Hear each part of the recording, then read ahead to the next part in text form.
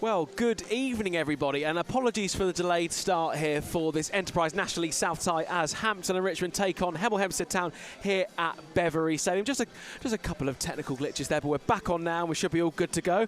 Well, I'll reintroduce myself once again because I was talking to nobody a few moments ago. I'm Johnny Luty, your commentator, and joining me this evening, Jack Lonergan. Jack, how are you, sir? I'm still very, very well. Very excited to be here on this Tuesday night under the lights. No better place to be than BEAVERS.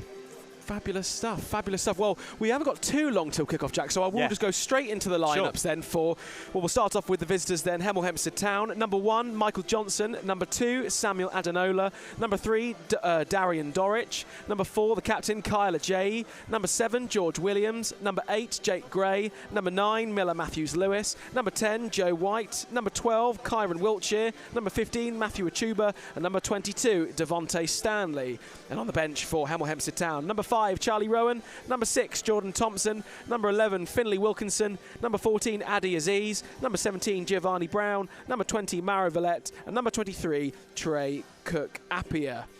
And then for Hampton and Richmond Borough this evening, number 1, James Holden. Number 2, Paul Field. Number 3, Jude Mason. Number 8, Sam Deadfield. Number 9, Craig Fasamade. Number 15, Harry Thomas. Number 21, Sol Kader. The captain, number 23, Charlie Sayers. Number 25, Harry Gardner. Number 27, Mike Atkinson.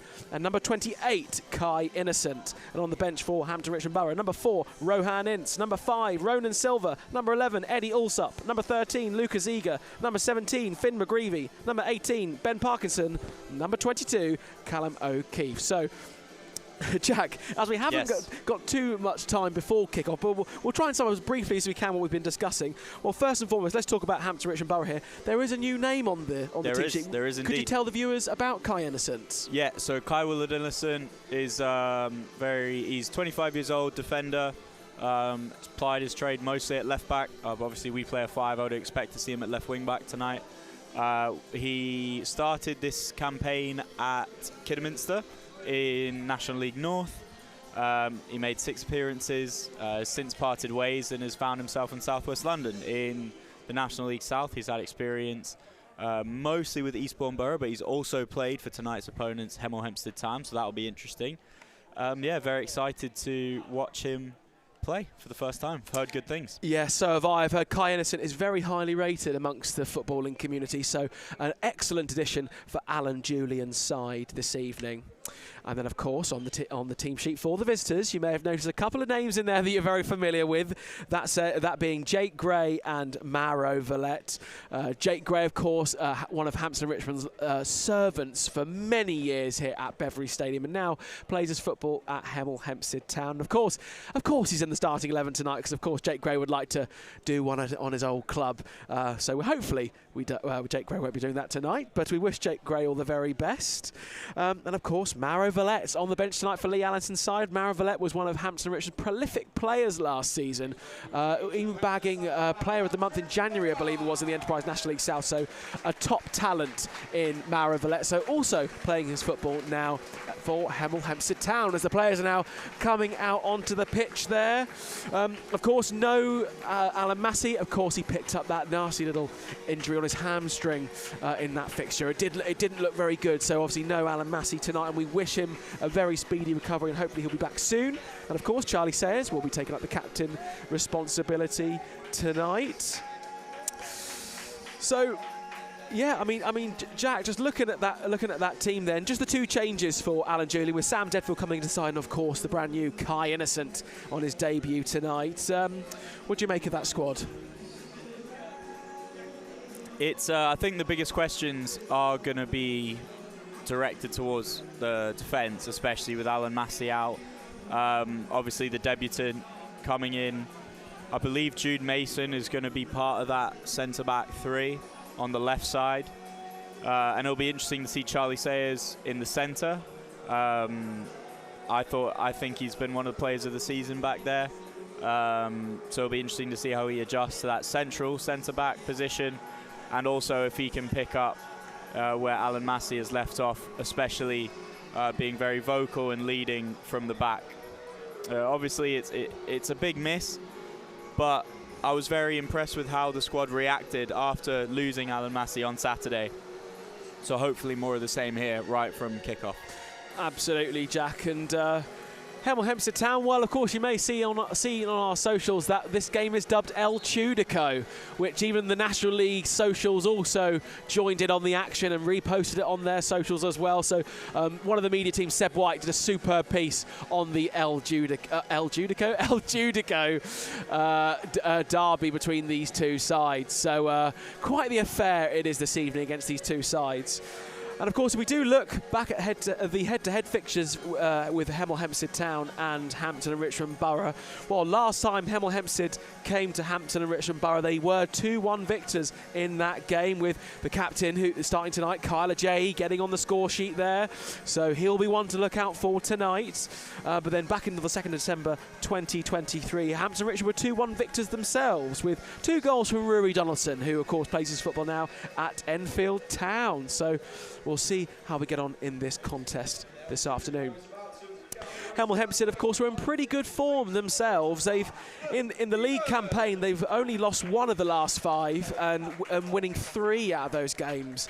Well, in the last few games, they haven't scored too many in the last few games, but defensively, they have looked really, really sound. And of course, Hemel Hempstead Town will be playing in the first round of the FA Cup, and they got that superb draw going away to Wigan Athletics. So we wish them all the very best in the FA Cup first round proper.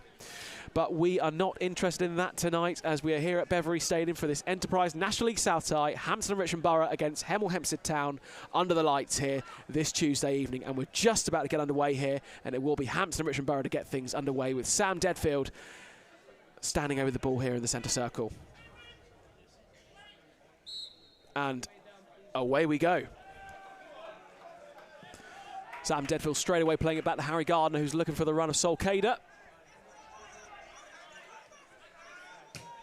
Mike Atkinson into Jude Mason, who finds Kai Innocent.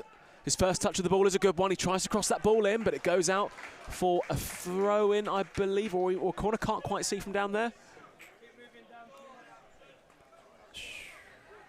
It is a corner. It is a corner kick. Well, there we go. So already 30 seconds in, Jack. Fast start. Yeah, good first action from the debutant. That corner's played short out to the edge of the box for Atkinson. Back to Deadfield on the edge of the box, who's going to whip that in. Is there a Hampton Richmond Borough player? No, it's cleared away, but only as far as Jude Mason.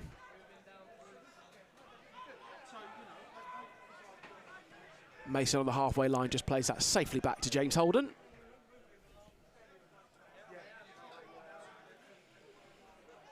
Harry Thomas on the far side, looking to find Paul Field, which he does. Harry Gardner is found in the centre, and there's Jude Mason again. Yeah, you like to say, Jack, it'll be interesting, obviously, with the absence of Alan Massey, with Charlie Sayers picking up the captain's armband tonight, how that's going to go. Yeah, I think Alan Massey obviously has already made a huge impact defensively with his aerial dominance, always sweeping things up in a very considered manner. But one thing that, sorry, his play's stopped here for an injury. Yeah, it looks like Sam Deadfield is on all fours here on the deck at the moment. Might have just been winded there perhaps, or no, he's just stretching out his left leg there. Just want to make sure that Sam Deadfield is going to be okay to continue, and looks like he is. Might just have to run that one off. Yeah. Sorry, as I was saying, so yeah, Alan Massey obviously very aerially dominant, but one thing that Charlie Sayers has, I think, would be a greater range of passing. So with him in the middle of the field, like he did from the base of midfield last game when he stepped up and changed tactics, so the ball just runs through to James Holden here. It'll be interesting to see if he can utilise his passing to unlock space for the likes of Kader and Fasamadi to run onto, both down the left and right flank. His channel balls this season have been really good, but of course they've come predominantly down the left, where he's played most of his football this season. Absolutely, and of course Kai Innocent, the making his debut for Hampton Richmond Borough tonight, and he's on the ball here now. He's going to charge forward. He's got the run of Sol Kader there. Is Kader going to get there? The ball's just over hit there, and it'll go safely back to Michael Johnson. Yeah, Kai Innocent, he's He is a highly rated footballer at this level, so I think that's a real good signing for Alan Julian to have him in the side. And of course, like you say, Jack, he did play his football at Kidderminster Harriers prior to joining Hampton and Richmond Borough this season. So really excited to see how he'll fare this evening. Harry Thomas here, and again looking to pick out Kai Innocence, but goes all the way back to the HEMEL HEMPSTEAD defence. But intercepted well by Charlie Sayers as Harry Gardner can start an attack here. Plays it back to Sayers and into Thomas.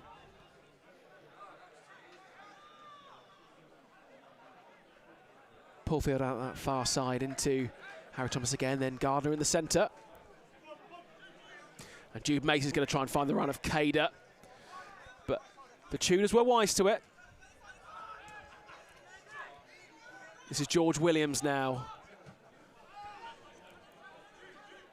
And HEMEL HEMPSTEAD's ball long, only goes as far as Charlie Sayers, who's able to intercept it. And this is the Tudors on the ball again now with Williams. Williams is going to whip that into a dangerous area in the box, but Harry Thomas clears it away. Kai Innocent, great interception from him as he kickstarts an attack for the Beavers here, but again, well read by the HEMEL HEMPSTEAD back line. Frantic start, seems. It is, but already I'm already impressed so far by what I've seen from Kai Innocent already. You know, that was a really good interception there. Yeah, good early touches. Obviously won that corner within the opening minute.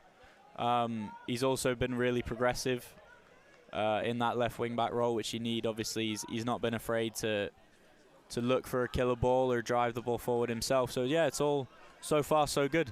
And I think one time he got caught out a little bit here on the counter. But what is good is having Jude Mason at that left-sided centre-back role. He's obviously very comfortable defending in the wide areas anyway, so if Innocent needs to tuck in for him, it's no bother. So this will be a throw-in for the Beavers. On the far side with Paul Field.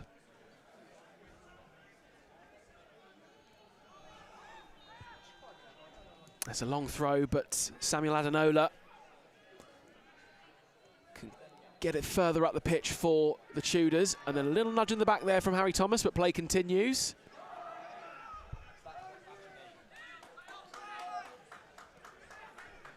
And this is Devontae Stanley with a bit of space, sorry. Out to Williams on this near side.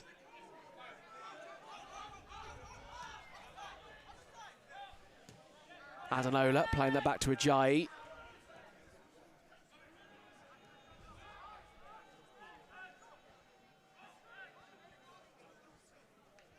Oh, Kyle Ajayi's just nudged off the ball there, but referee's given a free kick to the Tudors. So Hampton and Richmond Borough looking to turn their fortunes around, as Hampton and Richmond Borough in the league have not won since Eastbourne at home.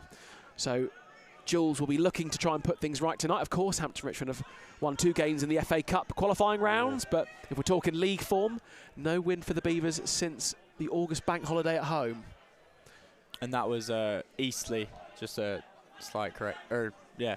Ebbsfleet. Ebbsfleet, yes, Ebbsfleet. We both got it wrong. No, apologies, yes, yeah, Ebbsfleet, yes. 3-2. 3-2, yes. Obviously, famous 3-2 victory. Craig Fasamade nabbing a late winner there. Yeah, electric start for Hampton Richmond Borough this season, but in the month of September, if you take away the FA Cup, it's not quite been as electric.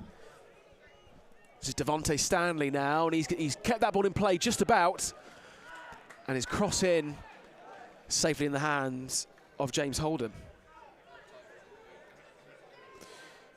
Ray Thorpe, yes, we can see the video. Thank you very much, Ray.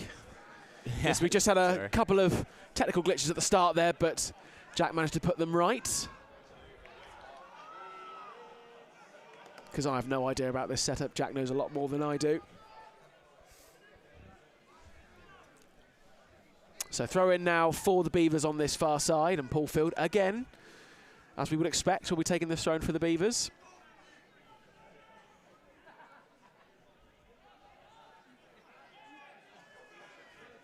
Trying to get to Deadfield, but instead Cader gets there. Then Kyle Ajayi will be first to the ball. Oh, and then a little Harry Gardner just trying to keep play going here, and the referee is asking.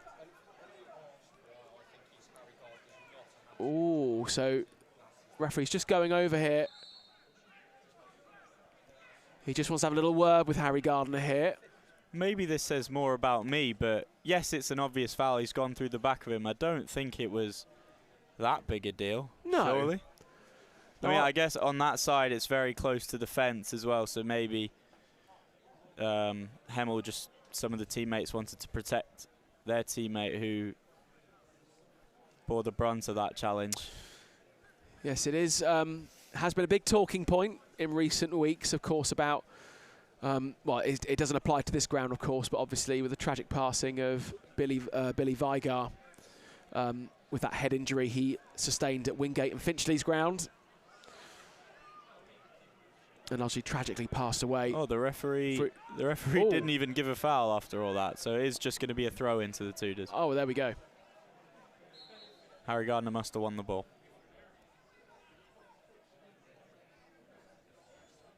That's a nice long throw in, and Mike Atkinson was first to the ball, and Hampton Richmond Borough try to start an attack here, but Kyle Ajayi is there, and oh, it does come off Kyle Ajayi. Solcader. Good move from Solcader, just allowing that ball to get rebounded off Kyle Ajayi, and it's the second corner of the game for Hampton Richmond Borough, where we're just coming up to the 10-minute mark here, and it's Hampton Richmond Borough 0, HEMEL Hempstead Town 0. Neither side having any real chances at the moment, but this is one for Hampton Richmond Borough here. Very deep. Deep ball into the back post, and Paul Field was there, but it goes out for a goal kick. Look, for a second it was almost going to sneak in there. It was a nice little back post. Nice little bit of whip on it.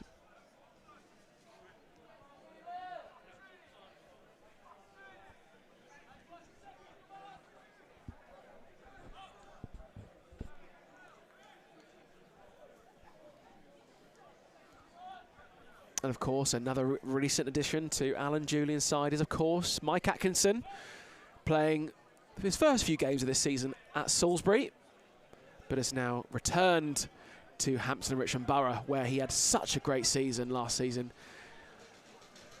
Very much known amongst the fans as Magic Mike, with the superb challenges he used to make, and still does now.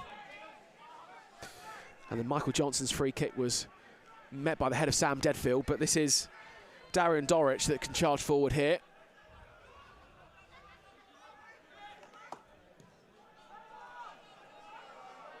And that was Miller Matthews Lewis there trying to retrieve the ball, but it's called offside. Miller Matthews Lewis is the top goal scorer for HEMEL Hempstead Town, formerly of Farnborough. Yeah, he's got 8 goals in all competitions, 6 in the league. They've, apart from him, they've shared the goal-scoring duties between quite a few, though, it must be said. Namely, the number 10, White and Williams, and then also on the bench, Finley Wilkinson, the number 11. Oh, no. And Craig Fasamade is also down on the deck here at the moment. Oh, and he is going to have to receive a little bit of medical treatment here.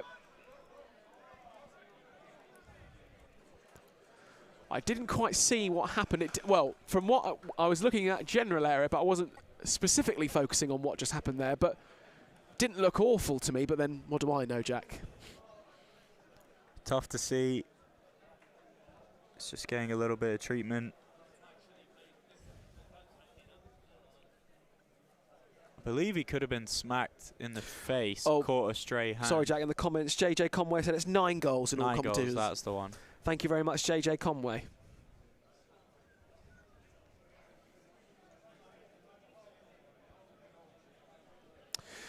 So as the atmosphere is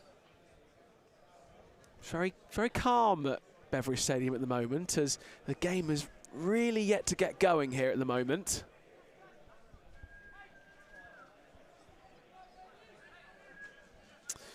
Well, it has to be said that Lee Allenson has done some, well, it's been he's been widely regarded as doing some very good recruitment this summer. Of course, he's got 2 former Hampton Richmond Borough players, so of course he's done good recruitment, but he'll be hoping that his team can get a result tonight at Beverley Stadium.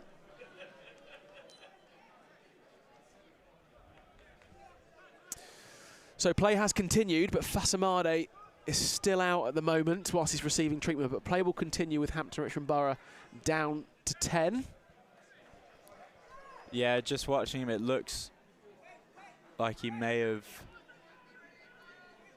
gotten a nosebleed or something of the sort. He'll be okay to continue, though. I've had plenty of nosebleed in my time, Jack, and you know, they can be rather frustrating, but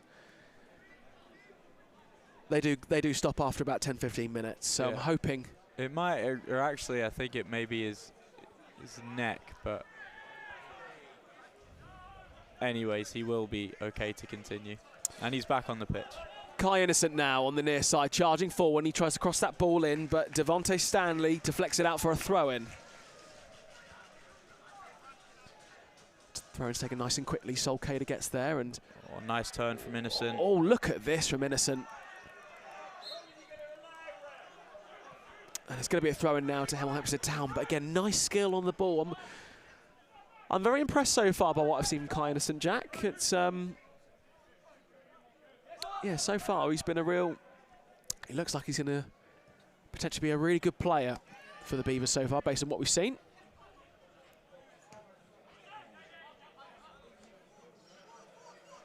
Mike Atkinson's turned the ball over and is now back with the Beavers with Sayers.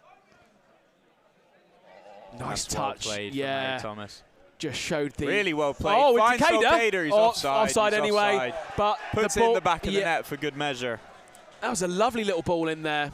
Yeah, and it started with, it was a really good first touch from Harry Thomas as well to just shake off Matthews Lewis, and then he picked out a wonderful pass. Just Cader went a shade too early.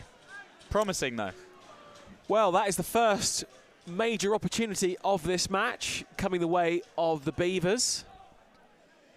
Yeah, Harry Thomas just showed Matthew Millers-Lewis the wrong way and just started that attack that very nearly developed into a goal. Well, of course the ball did roll into the back of the net, but offside was given.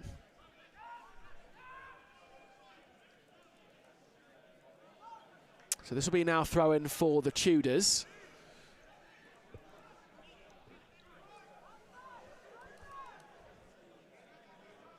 That throw-in just goes to the edge of the penalty area there, but Hampton Richmond Borough get it away. But still with the Tudors now, as this is Dorwich. Goes across that in, but goes out for a goal kick.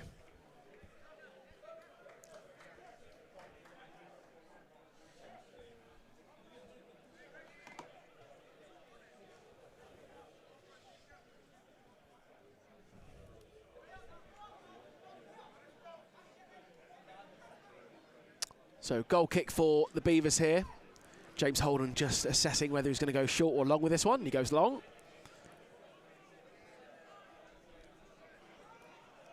HEMEL HEMPSTEAD first to the ball then. It goes out for a Tudor throw.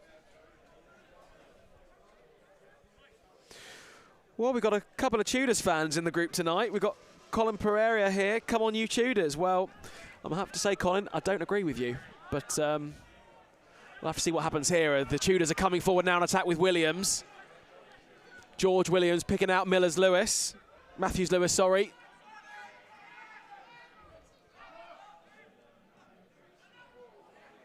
Oh, unlucky there for HEMEL HEMPSTEAD as play turned over now with Sayers into Solcader. Sam Deadfield a little bit of space now, looking to find Craig Fasamade on the far side, and he's going to have to charge down onto that to keep it in, and he does, just about. Right, he's done really well to recover that one. That pass was overhit from Sam Deadfield, but Fasamade's done well to keep it in. And Paul Field's going to try and cross that ball in low, but it'll go out for a corner this time. Third corner of the game now for Hampton and Richmond Borough.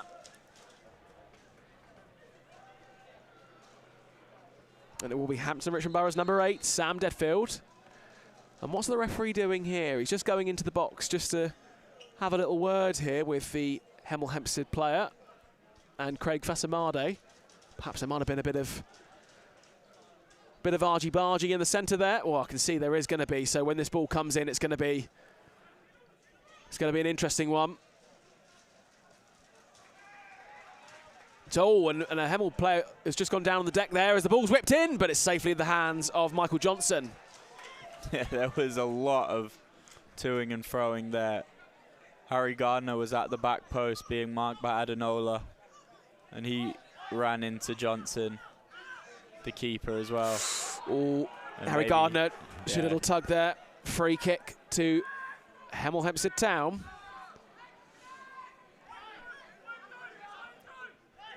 Yeah, he's certainly being a nuisance, that Miller Matthews-Lewis. You can see why he is the top goal scorer for the Tudors. And this free kick is going to be taken by Michael Johnson. It is right on the halfway line here, so the Tudors looking to build a really positive attack here.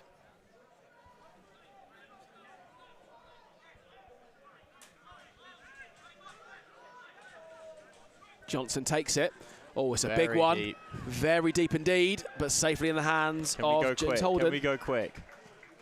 We can, but unfortunately it's intercepted by Kyle Ajayi. And Ajayi gets a goal! Kyle Ajayi, out of nowhere, intercepts the goal kick from James Holden and just has a go, and it goes in the back of the net. Well, that is really unexpected for Hampton and Richmond Borough. Has to be said, really poor from James Holden, unfortunately. He was looking to start a counter-attack using that sidewinding technique. He claimed the cross very well from Michael Johnson's free kick, and then unfortunately played it straight to Ajayi, who only needed one touch, and the next was a shot to just lob it over him. Well, that is rather unfortunate for the Beavers to concede a goal of that nature. But plenty of time in this fixture to go. With 20 minutes gone here at Beverley Stadium. Hampton and Richmond Borough 0, HEMEL HEMPSTEAD Town 1. Oof. Not the start that Alan Julian and his men would have wanted. That's absolutely correct, Jack. It's taken everybody here by surprise. As Jude Mason's ball looking to find Sol Kader goes all the way back to Michael Johnson. Well, JJ Conway and Colin Pereira, you'll be delighted with the current scoreline. Need a fast response here from the Beavers, to be honest. It's just been... We've had good performances and the results haven't followed. We can't let it slip into genuine bad form. That was a really poor mistake, unfortunately. It's just kind of deflated the crowd. Yeah, well, you know, it does happen. You know, I've seen worse. Oh. Yeah, it was also a good finish. So probably second, third foul from Harry Gardner. Yeah, he's going to have to be careful minutes. Here. He might be going into the book here. If he's not, I'd be surprised. Yeah, it's just a final warning. I think I can see the card there. Yeah.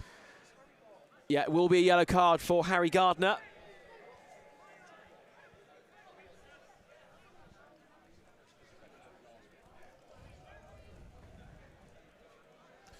So free kick for the Tudors.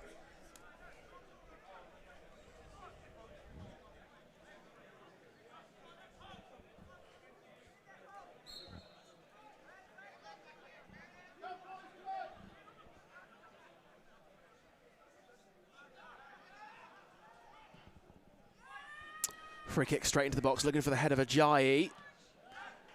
Kai Innocent gets it away. Kader's there. And now Hampton and Richmond Borough can start an attack themselves with Deadfield.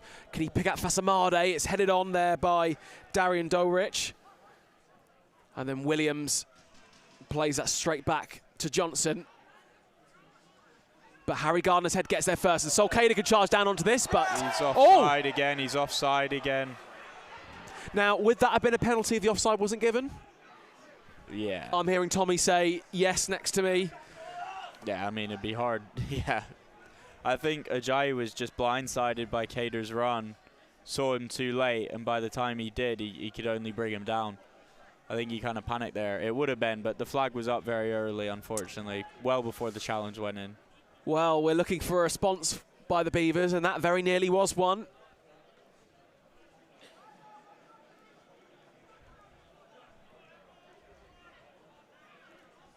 But if it wasn't for the offside flag, then it would have been almost a certain penalty. Tommy Rance from the media team is an expert in football, and he can read the game a lot better than I can. You're a qualified referee? Are you actually? Wow. I'm sitting with football royalty here. My goodness, you learn something every day. And Tommy Rance does have an expertly good playlist for the... oh, it's James Dean, sorry. James Dean, if you are tuning in, it's your playlist, and it's very good, I must say. That's not a foul either. So foul on Miller Matthews-Lewis there, and it'll be a free kick for HEMEL. He just gave a throw. It Sorry, isn't a foul. It is a foul. Oh, beg your pardon. Genuinely isn't a foul. I wasn't protesting. So throw in there for the Tudors, taken quickly, and it's a short one. And then cleared away, only as far as Ajayi. And then one back by Matthew Achuba. And then this is Matthews-Lewis. Back to Dulwich. But intercepted by Hampton Richmond Borough as they try to start something here, but no, again, plays turned over.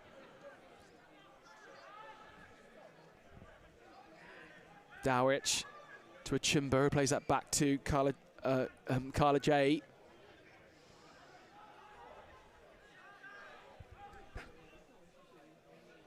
And all the way back to Michael Johnson.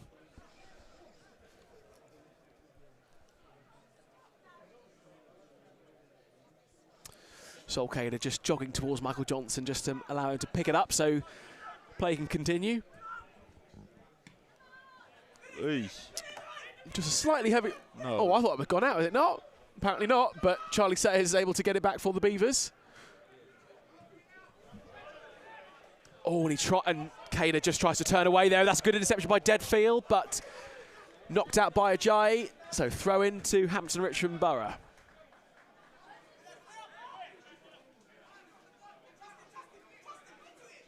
So Jude Mason then with the throw in.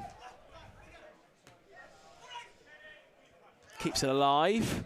Bit of head tennis here on this near side as Deadfield tries to knock it on, but cleared away, and then Miller Matthews-Lewis can get there. And this is Jake Gray.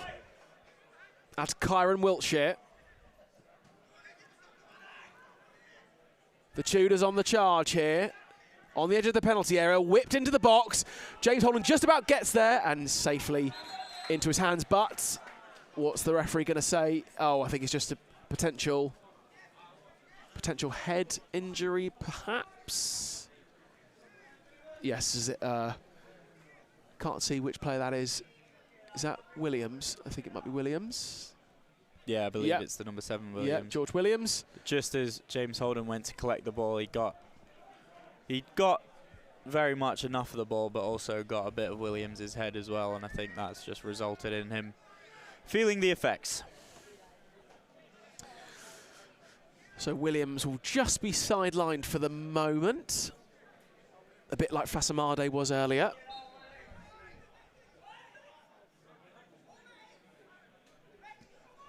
And he now rejoins the field of play. And the goal kick was a short one. This is Charlie Sayers.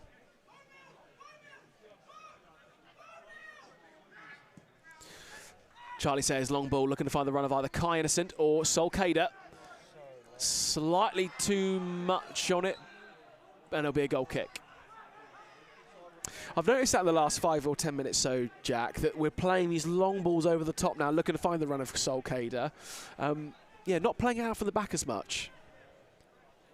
Yeah, looking to go direct. Kader and Fasamade are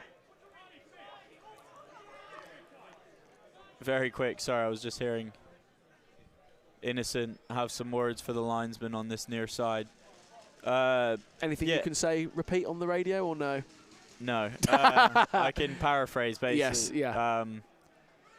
Yeah, funny enough, I was caught off guard because the referee was actually quite adamant. He literally said, "What do you want me to do from here?" Which I was surprised to hear a ref talk like that, but you know what? He actually had a point.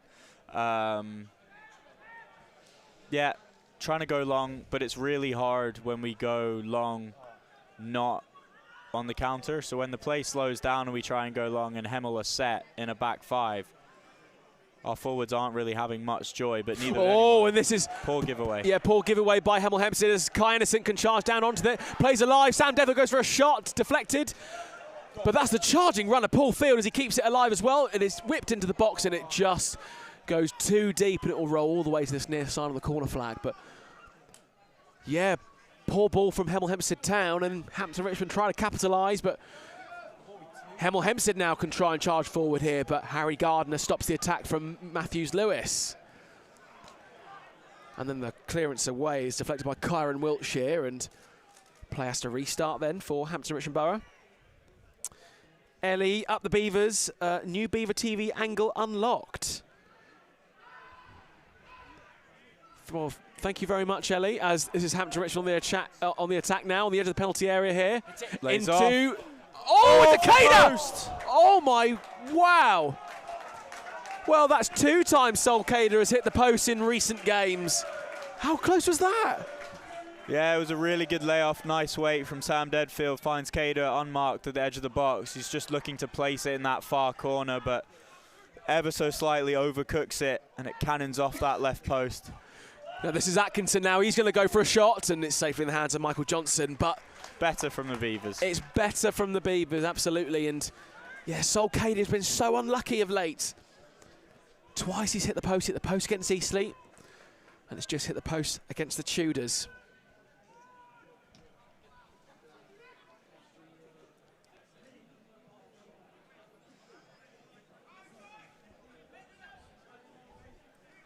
Harry Thomas now on this far side. He's going to start an attack here for the Beavers if he can. Oh, and and Alan Julian is absolutely incensed there, thinking that should be a free kick to the Beavers, but play continues with Miller Matthews-Lewis, and his shot is just well over the bar.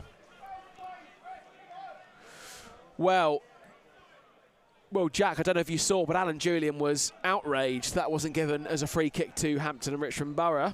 He had a much better angle than us, that's all I'll say. Yeah. But the ref thought the HEMEL man won the ball.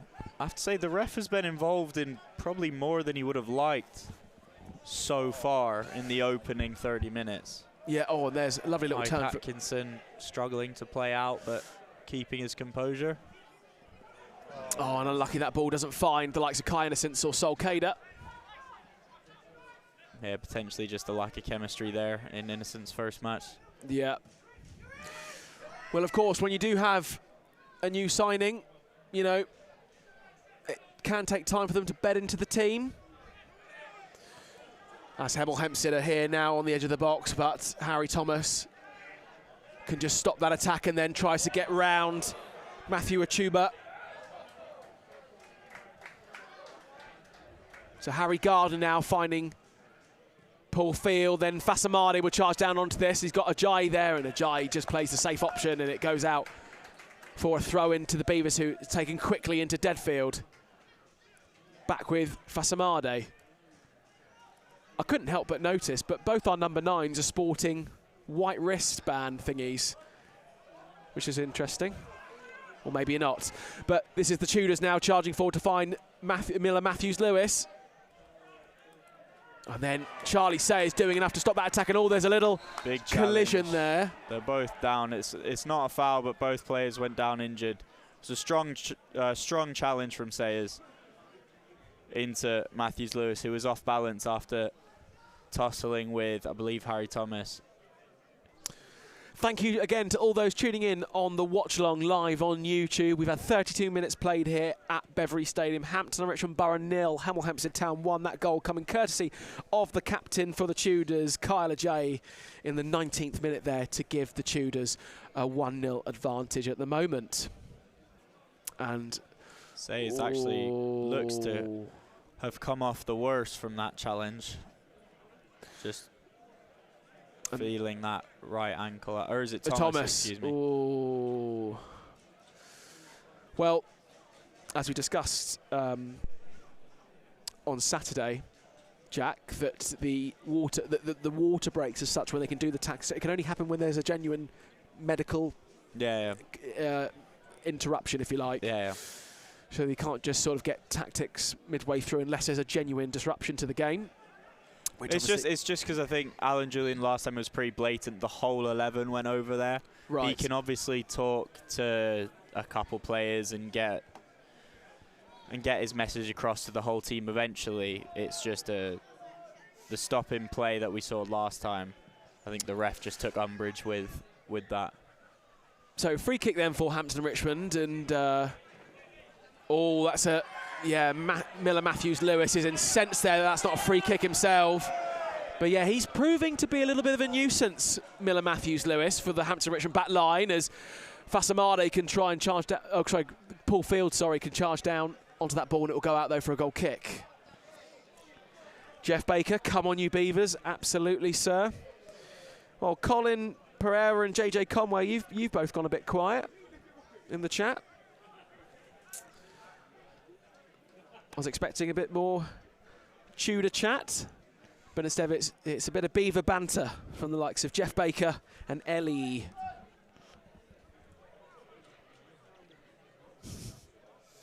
So goal kick for Hemel Hempstead Town then, and Michael Johnson's ball goes long, and it's gone out to that far side, and throwing now to Hampton and Richmond Borough.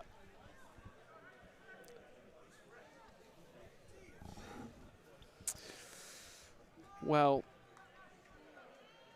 that was a fellow Hampton Richmond Borough fan who was just shaking his head at me, making a few comments about the referee's decision so far this evening. It is an odd one. It just feels it feels like he's scared to make a decision. It's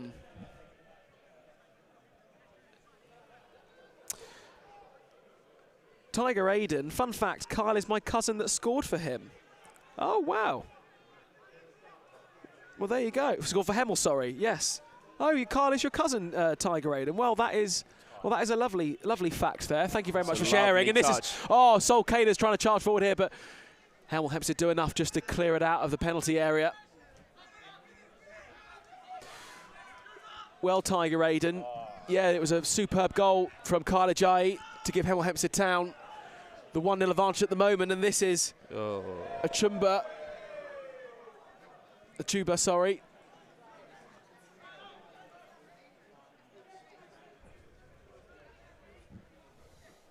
So thank you to all those Hemel fans that are tuning in, as well as the Hampton faithful.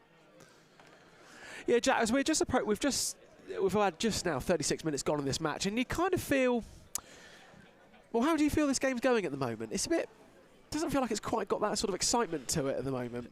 It's quite scrappy. It's quite stop-start. The goal came off a mistake. Actually, to be fair, I don't think there's been a lot of quality from either side. The finish in isolation was a bit of quality, but of course it came as a result of a mistake. The one real bit of quality we had, Sol Cader's shot off the post. We've had a few corners. Delivery hasn't quite been right. It's been really scrappy, a big battle in the middle of the field. Matthews-Lewis has kept our centre-backs busy, more so than I think Cader and Fasamade have challenged theirs. Obviously different types of players. Matthews-Lewis is looking to hold it up a bit more and turn, and he wants to engage with Sayers, Thomas and Mason. But yeah, I don't know. There's no spark for Hampton and Richmond Borough just yet. They need a goal or maybe a challenge, a big save, a big block. They need something to kind of galvanise the crowd and kind of lift the atmosphere at the Bev tonight. Yeah, and I know Hemel Hempstead Town are 1-0 up here, but yeah, like you say, they haven't really had that many good chances themselves. It was a bit of a lucky goal, really, for Hemel Hempstead Town, but of course they will be taking that at the moment. But there's still plenty of time for drama in this Enterprise National East South fixture. Yeah, they've also, even when they are in our final third, a couple crosses have been shanked out for goal kicks or very overhit. I think there's just a lack of quality in general from both sides.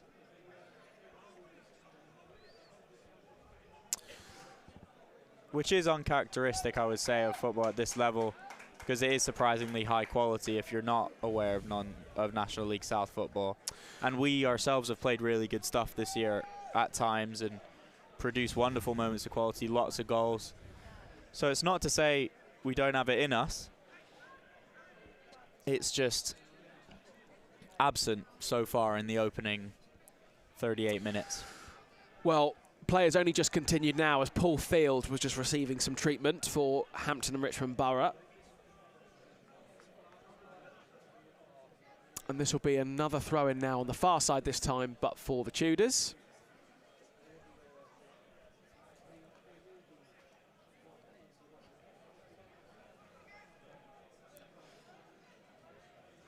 And that throw-in meets a HEMEL player and only goes all the way through to Charlie Sayers. So Hampton Richmond Borough can restart here as Holden finds Fasamani nearly, that Carl Ajayi is first to it with a header. And oh, can HEMPSTEAD start an attack here? Can they? Miller Matthews Lewis again being a real nuisance, but Harry Gardner can clear it away. And then Solcader, well, and that ball has just gone into the school next door. Well, that'll be fun for them tomorrow morning. They've got themselves a free ball. Ajayi absolutely leathered that. Yeah, yeah, Carl Ajayi, we want our ball back, sunshine. But Kyle Ajayi will care not one bit. So throw in for Hampton Richmond Borough on the far side then. Mike Atkinson and Paul Field there. A good combination down the right-hand side. Oh, now surely that's got to be a free kick for Hampton Richmond Borough, and it is. For the first decision we've got, maybe. And it was Jake Gray on the challenge there. It's a good area. Yeah, Jake Gray's name, we haven't said him a lot so far this half. Gray hasn't had much of an impact in this game. Yeah, it feels like the midfield, for the most part, has been bypassed by both teams. I think HEMEL also going long. A lot of the possession has been held by their wing-backs and the forwards. And likewise, same with us. I think Sam Devfield's gotten on the ball a bit as we await this free kick. Harry Gardner and Sam Devfield standing over it. It's a decent angle on the right side. This is a decent opportunity for the Beavers to try and put it into the mixer. Got some big players in there with a real height advantage. Harry Thomas, for example, being one. Ball's whipped in, it's low, deflected off the wall, shot again, deflected. But Gardner collects and is back with Paul Field now as he whips that ball in, looking to find Solcader. But headed away, but Hampton and Richmond still have it here with Kai Innocent now. Into Cader. And then well won back by the Tudors. The Tuba finds Dolrich. Into Williams on the halfway line now as he's got Mike Atkinson with him, and again that is super Mike Atkinson for you. An expertly timed challenge to put a throw-in out for the Tudors.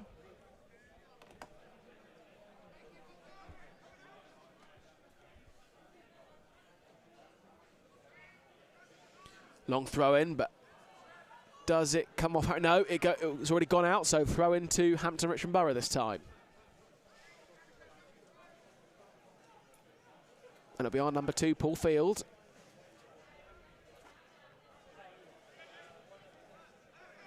Bit of head tennis there, and it lands at the feet of Devontae Stanley. And that's gone all the way back to Jude Mason. And James Holden with a long kick to try and find the run of Fasamade. Fasamade gets the head to it first, and and instead it's going to be a throw-in now to HEMPSTEAD Town. Yeah, Sam Devfield was convinced that was our ball and didn't really go for it as it ran out of play, but linesman had other ideas.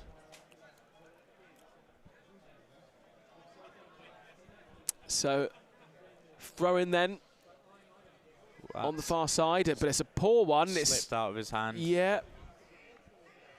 And then another throw in for the Beavers.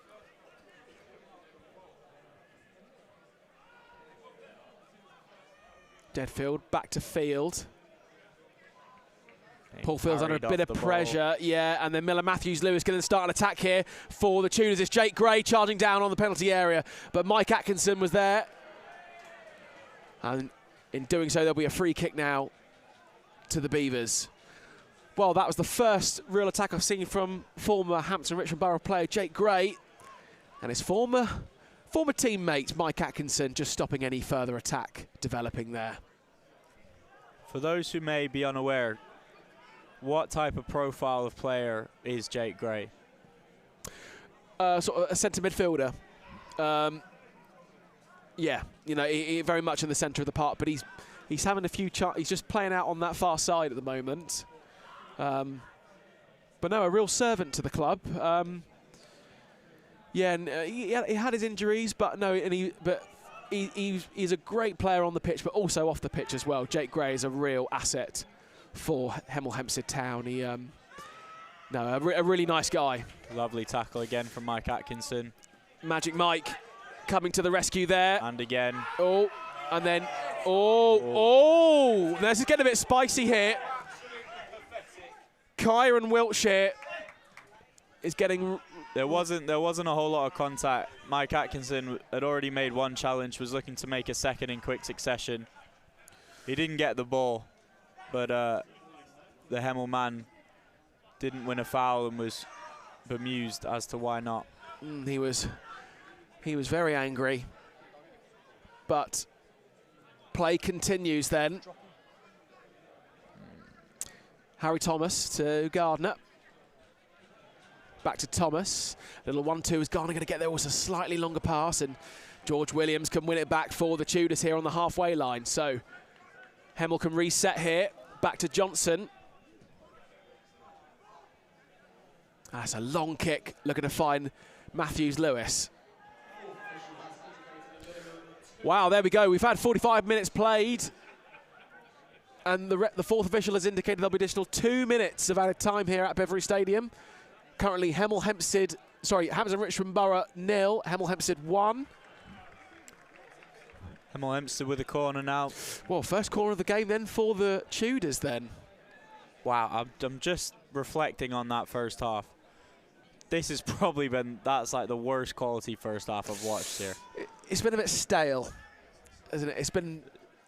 It's not been the most exhilarating game of football, it has to be said. And that goes for both sides. So, corner kick then for the Tudors. What can they do from this set piece? They've got Kyle Ajayi there in the centre. It comes in, it's dangerous, and Thomas can head it more up than away. It's still alive, but safely in the hands of James Holden. James Holden will roll that one out to Atkinson. Into Gardner as Hampton Richmond Borough look to try and start an attack themselves here. Gardner charging for it. It's a good run from Gardner. Can he kick? Oh, he's brought down there by Kyron Wiltshire, surely. And that's going to be a card. It is. Kyron Wiltshire. No, don't play quick. Jesus Christ. Going Get the ball into the referee's notebook here. Well, you may have heard that from Tommy Rance, the an accredited referee to my left here, saying that there should have also been a booking for the reaction. Not a very good one. I've just called him deluded on Twitter. Wow. Final chance of the half going to fall to Hampton Richmond here. Harry Gardner. Back stick. Headed out and goes past everyone. Thomas will try and that'll be it. Well, and that'll be it then. So that concludes the end of the first half here at BEAVERS Stadium. Hampton Richmond Borough 0, HEMEL Hempstead Town 1. That goal coming courtesy of a poor goal kick from James Holden, which was sadly intercepted by Kyle Ajayi, and just went for a shot from distance, and it went in the back of the net, and there wasn't anything James Holden could do about it. So it means that HEMEL Hempstead Town have got a 1-goal advantage here. Well, I guess that means then, Jack, well, like you were just mentioning, I know you just said it a couple of minutes ago, but yeah. Summarising that first half, a bit stale then. Yeah, both sides lacking quality. I do wonder when you have that quick turnaround from Saturday, there's a lot of familiar faces, only 2 changes in that starting 11. Is there just a bit of fatigue in the legs?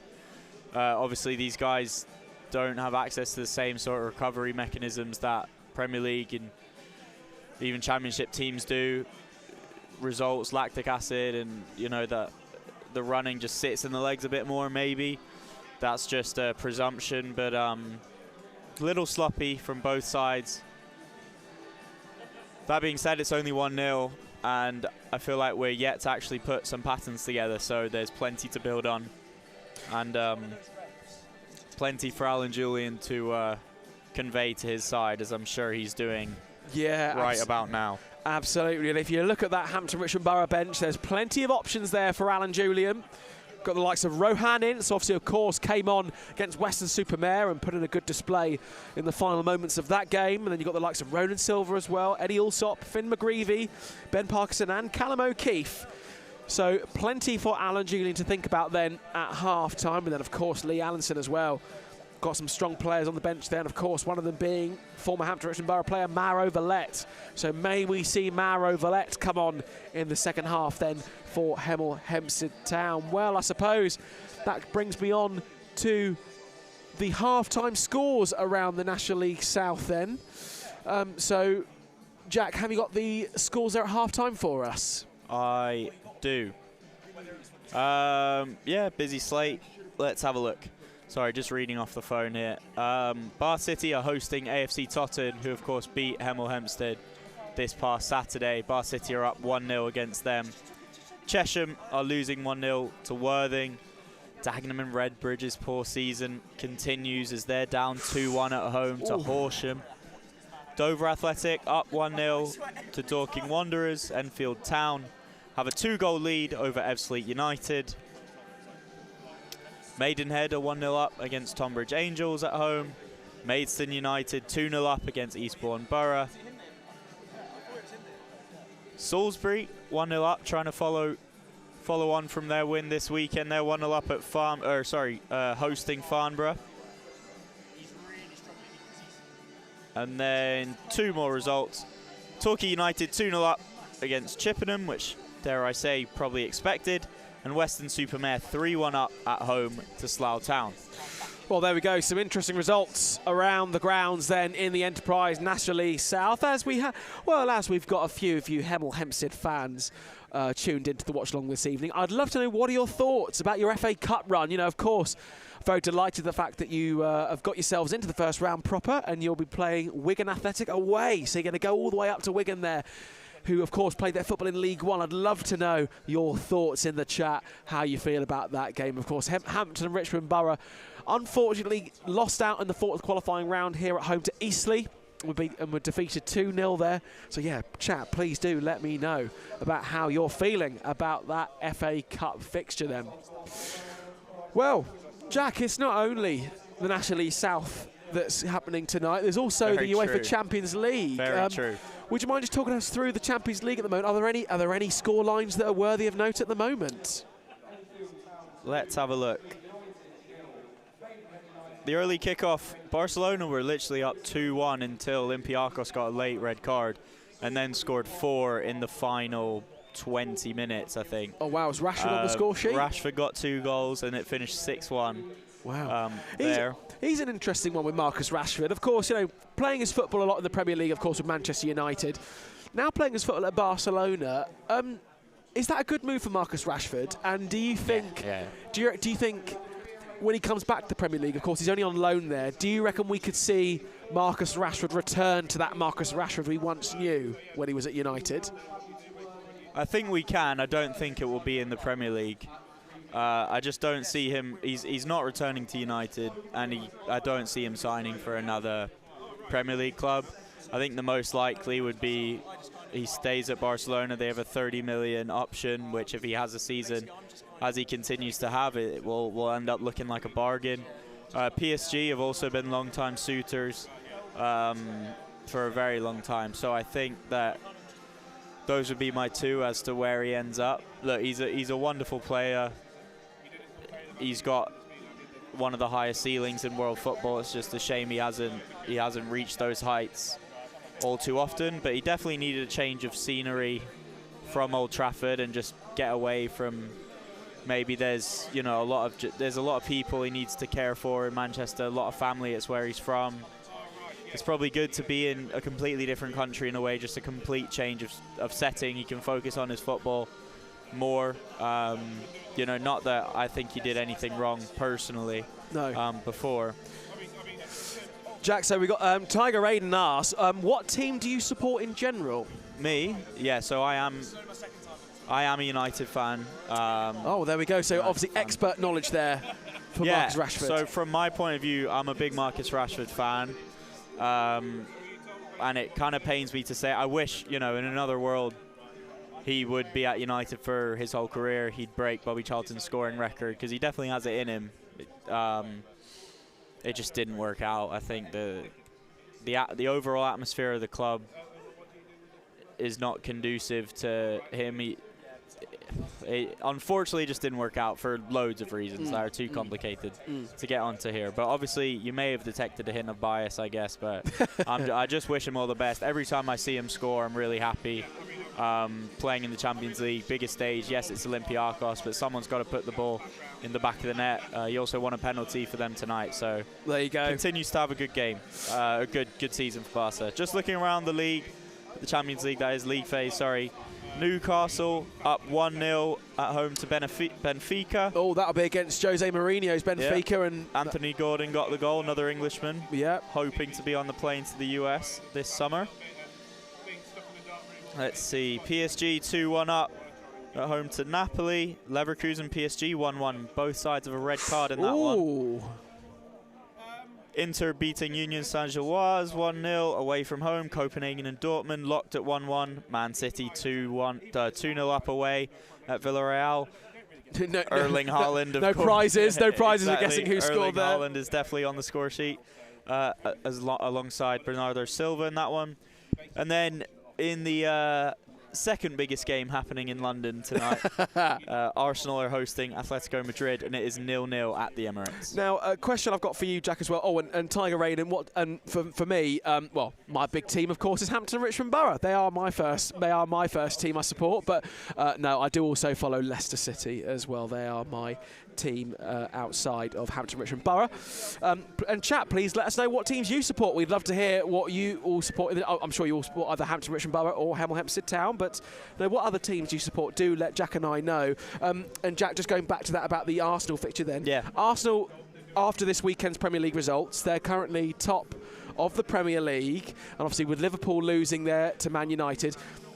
Are Arsenal title favourites for you now, would you think? I've said this from the start of the season, and this is less based on logic and more on intuition. And to be honest, probably from being scarred over the years. I still have City favourites. Or maybe they're not favourites, but I have them winning the league. They're in unreal form right now, and they've just got proven winners. Yeah, it definitely doesn't have the same quality that... Like, their squad doesn't have the same quality that they've had in prior years. I think there's more holes than you know, that Centurion team for sure, or the 3P, or any of them. But I don't trust Arsenal to get over the line.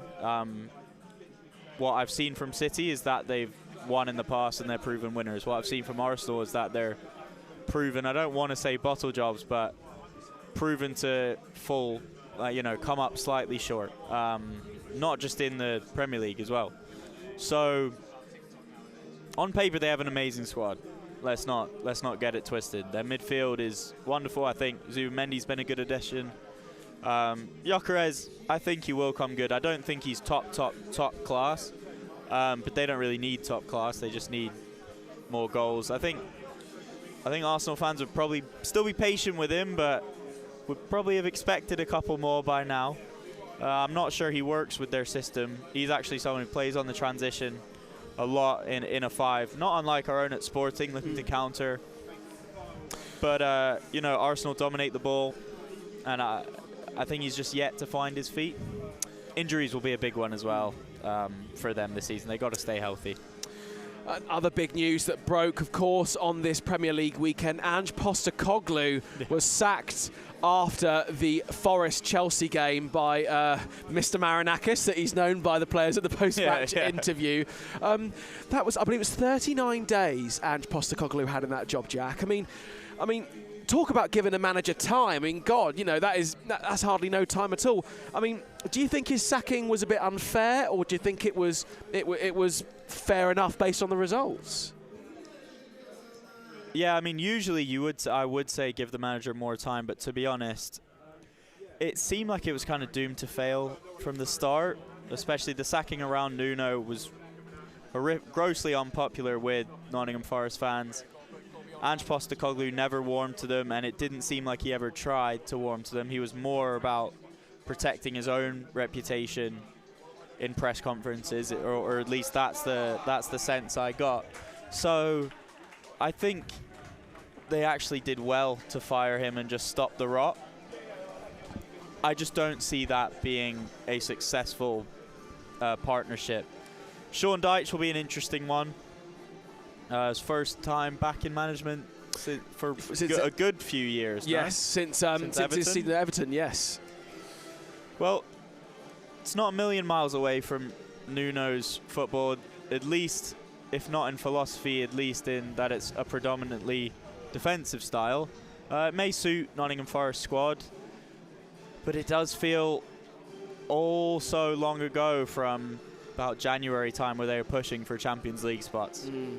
And then the Hampton Richmond Borough players are just making their way back onto the pitch now. And one more word from you, Jack, with your footballing knowledge as well. Of course, it was West Ham Brentford on the Monday Night Football on Sky Sports. Yes. And, you know, West Ham, I know Nuno Espirito Santo's recently been appointed there, but it's not looking good for West Ham at the moment. I mean, one of our fellow media members, James Woods, who operates all the cameras and does a superb job on the socials, he was at the game. He's a West Ham fan.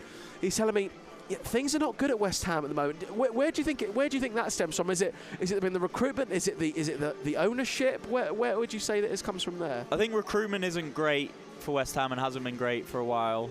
I like their left back, the Senegalese guy. Diouf. Yeah, yes. I think Diouf is all right, but if you look at the strikers they've had over recent years, they've really struggled. Fulkrug is a good player. He just it hasn't worked out for him. Then they brought in Danny Ings, Callum Wilson. It's not exactly convincing, especially when all the other clubs around you are spending big money. Not always correct, but they're at least going out on a limb. And then I know last night there was a supporters boycott. Yes, yeah. It's a tough one because you want to support the team through a tough time, but you also have to make your voice heard as a fan. So it's tough times. I think Nuno's a good manager, and he's proven that in the Premier League at multiple clubs now.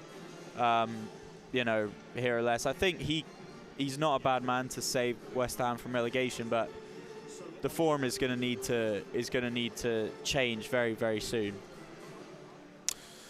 Well, we will turn our attention then back to Beverley Stadium as both sets of players now back on the pitch. We're just about to get underway here in TW12 for the second half here at Beverley Stadium. And Jack, well, thank you very much for your lovely insight there. No worries.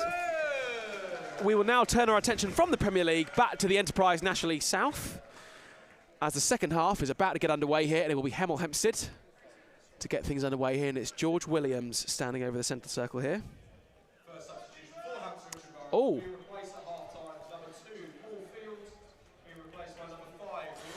Well, there you go. First change of the game then. Leaving the field, number 2, Paul Field, to be replaced by the number 5, Ronan Silva. So Alan Julian making his first change of the game there as we get things underway. Yeah, and that also signals a change in shape for the Beavers, switching to a forward. Jude Mason goes out to right back. Mike Atkinson at the base of midfield.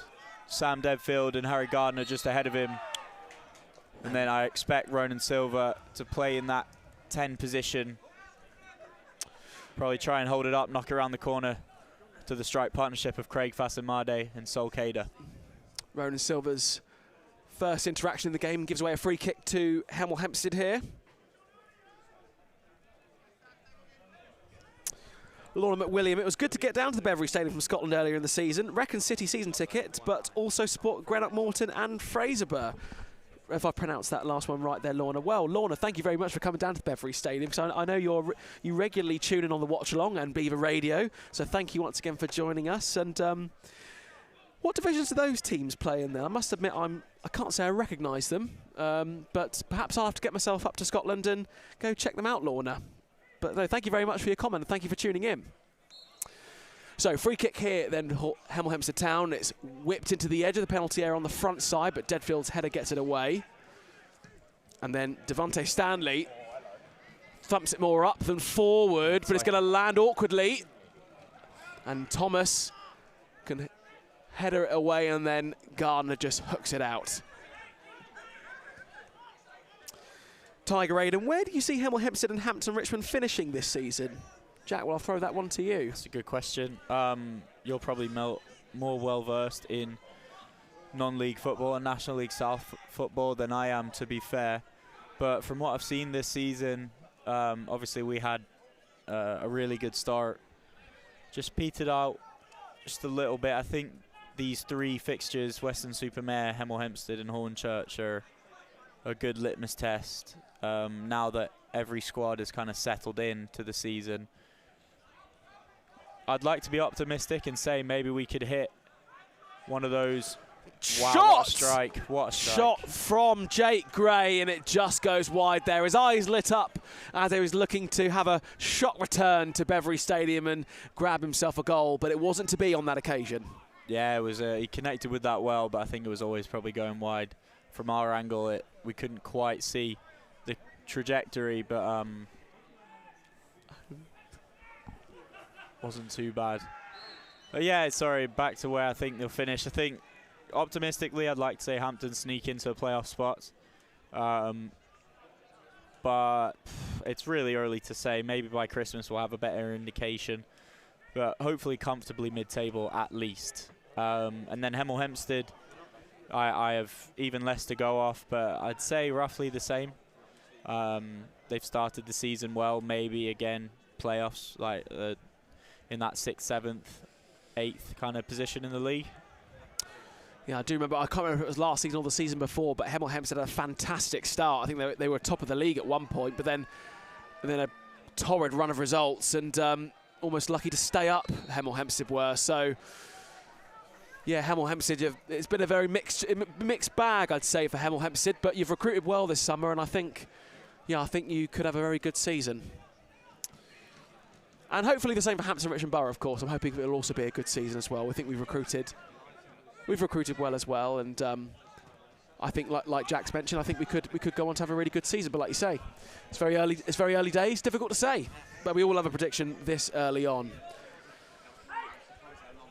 So throw in for Hampton Richmond Borough then. That's into Roan and Silver. Jude Mason back to Atkinson. Atkinson into Gardner, as Gardner's going to charge forward in the Hemel half, but trying to find Deadfield there, but he didn't quite read it right, and it's safely in the hands of Michael Johnson. Lord McWilling, come on Beavers. And Greenock Morton are in the Scottish Championship. Brecon and Fraserburgh are in the Highland League. Oh wow, all 3 grounds are worth visiting and are on many ground hoppers' bucket lists. Well, there we go, Lorna. I might have to do that myself then. I'd quite like to go, if I go to Scotland, I'd like to go to the Isle of Barra, because you land, when you get the aircraft to the island, you land on a beach. So I'd love to do that. And it's just a beautiful, beautiful part of the world, Scotland is. So Hampton Richmond Borough are going to try and come forward here on the attack then, with Harry Gardner roughly on the centre circle. Then it's with Atkinson now, who switches that to Mason. Jude Mason looking to find Fasamade, but Carla J does well. Intercepted by Atkinson, bit of head tennis here. Oh, and this one back well by Fasamade. Fasamade might try and get a shot away, he can, and then not enough zip on it, and it's safely in the hands of Michael Johnson. Positive though, I think we've started this second half with a bit more urgency. Yeah, I don't think that shot was ever troubling Johnson in the Tudors net, but Fasamade did well to fashion the chance for himself. Yes, so 50 minutes gone here at Beverley Stadium. Hampton Richmond Borough 0, Hemel Hempstead Town 1. That goal coming courtesy of Kyle Ajayi in the 19th minute to give HEMEL Hempstead Town that 1-goal lead for the moment. But still plenty of time in this match for things to change. And that ball is just cleared away to the centre circle. And then Mike Atkinson's going to start a run here. And Ronan Silver's in a bit of space here as he can charge forward on this near side. Silver's going to whip it in. It comes off Ajayi and it's in the hands of Michael Johnson. But Ronan Silver had a bit of space there. Yeah, to be honest, I think the ball out to him was all right, but if it was inch perfect, it could have played him in. It was just slightly too wide. But yeah, he did have space. I have to say, Ajayi did well to cut it out. He's had a good game, the captain. And this is a tuber into Gray, and Gray's shot is saved by James Holland. You can tell, Jack, that Jake Gray's hungry to get a goal in the back, get a goal for himself. Sorry. Yeah, he started the second half brightly. He wants that goal, does Jake Gray. But James Holden, just that moment, was not allowing him to get one. This is Mike Atkinson into Harry Gardner. Plays it back to Charlie Sayers. Sayers finding Mason. Back to Gardner. That's a nice ball into Deadfield, well controlled, into Ronan Silver on the halfway line, back to Atkinson here. Hampton Richmond just pressing in the HEMEL half now, building an attack slowly. Atkinson's now going to go on a marauding run forward into Fasamali on the edge of the penalty area. He goes for a shot, and it just goes wide. Well, I say more than just goes wide, it does go fairly well wide. But, yeah. Again, Better. Another chance. Yeah, Mike Atkinson did well. He didn't really have runners ahead of him, so he took the ball himself. Craig Fasamade just found a pocket of space on the right-hand side, but he got out his feet, but the shot was dragged well wide, to be honest. Hampton Richmond Borough just starting to ask a few questions of the HEMEL Hempstead back line.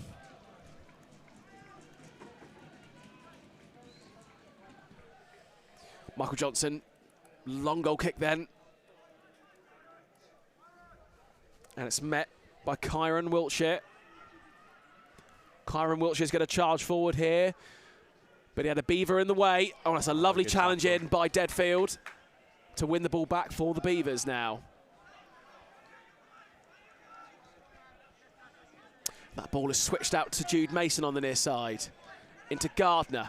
Jude Mason's going to try and make a run, but it was intercepted well by Joe White.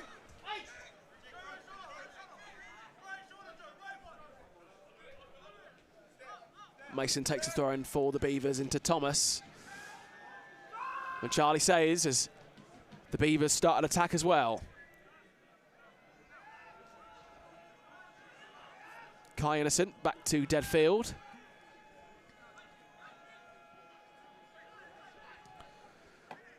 Thomas looking to find Sol Kader, but HEMEL get it away. One back well by Innocent.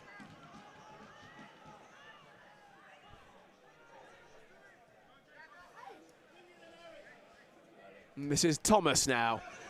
Fasamade is chasing on down to this ball. He's done well there, Fasamade, but he's offside. Yeah. I was about to say that looked like an excellent ball. Yeah, it was a good ball, I think. Is that, yeah, Dowrich just kind of got caught under it. Fasamade was able to bring it down, but linesman had judged him to be offside.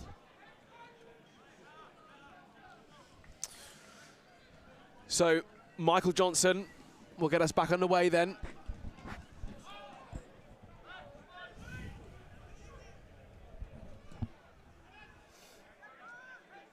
Long ball, but Charlie Sayers is first to it. Atkinson collects. Yeah, good performance from Atkinson so far in this one. Composed as ever. Yeah, he absolutely has been. And this is George Williams now for the Tudors. Dangerous attack here by HEMEL Hempstead. Kyron Wiltshire. Oh. He looks like he's gone through the back of him, but he's must. So this is Mike Atkinson in our own box, but they're half-hearted penalty shouts at best. He won the ball. Ref had a much better view than I. So Hampton Richmond Borough just have to be careful here. And it is a throw-in to the Tudors. So it's currently 1-0 to HEMEL Hempstead in El Tudico. And if you haven't seen it, one of our media team members, Seb White, did an excellent piece on this fixture on the Hampton Richmond Borough socials, which has also been posted on the Enterprise National League social, so do check it out. Seb White, he's a cracking member of this media team, and he's done a lot of research into this fixture, and it's a lovely piece, so I do recommend you go check it out. But meanwhile, back here at TW12, and it's a corner for the Tudors, and it is the former Hampton man, Jake Gray, that's going to take this.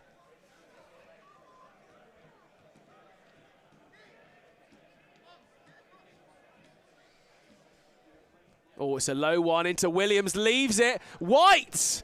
And then deflected away by the Beavers.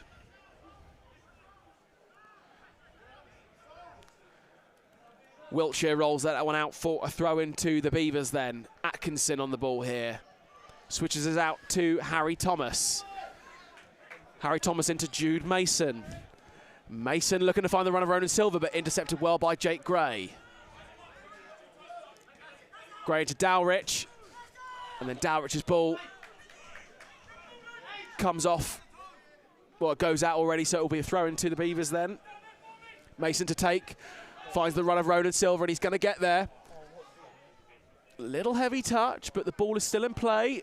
Hampton Richmond Borough throw. Yeah, they've won another throw in here. Jude Mason goes short to Harry Gardner.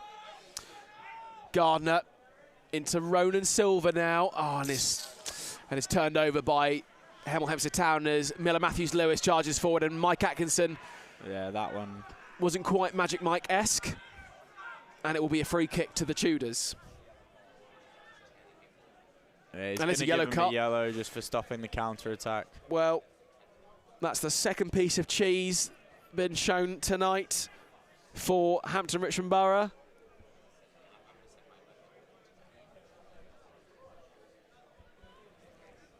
So that's Harry Gardner and Mike Atkinson in the book.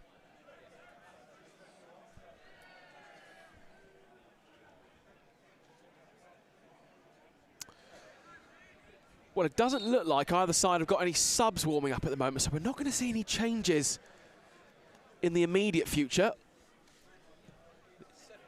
So free kick taken by Michael Johnson then, and it's a poor one, and Hampton Richmond Borough can win it back. Fasamani just trying to hold the ball up. Oh, and he's just brought down Darren Dowrich.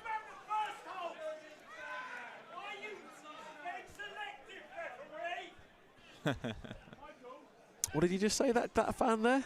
Can I repeat that or no? Why? Yeah, it was the most Hampton and Richmond Borough heckle of the record. Why are you being so selective, referee? Oh, there we go. Well, Joe White just tries to whip that ball in towards the back of the penalty area then, and Ronan Silva is trying to get it away, but still with the Tudors here. And this is Williams. Williams with a shot. Good save, but into a dangerous area from Holden. Luckily cleared away. But the danger is still there with Kyron Wiltshire.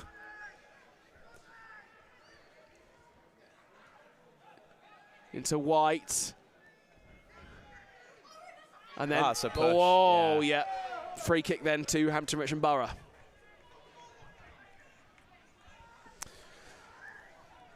And there were some subs warming up just before. HEMEL have 3 out, 4 out now. But I think that it could be more to just stay warm than anything. Fair enough, as the temperature is rather chilly here as the temperature descends in TW12. There's a bit of a mist in the air tonight. Harry Thomas on the halfway line. His ball doesn't quite find Solcader.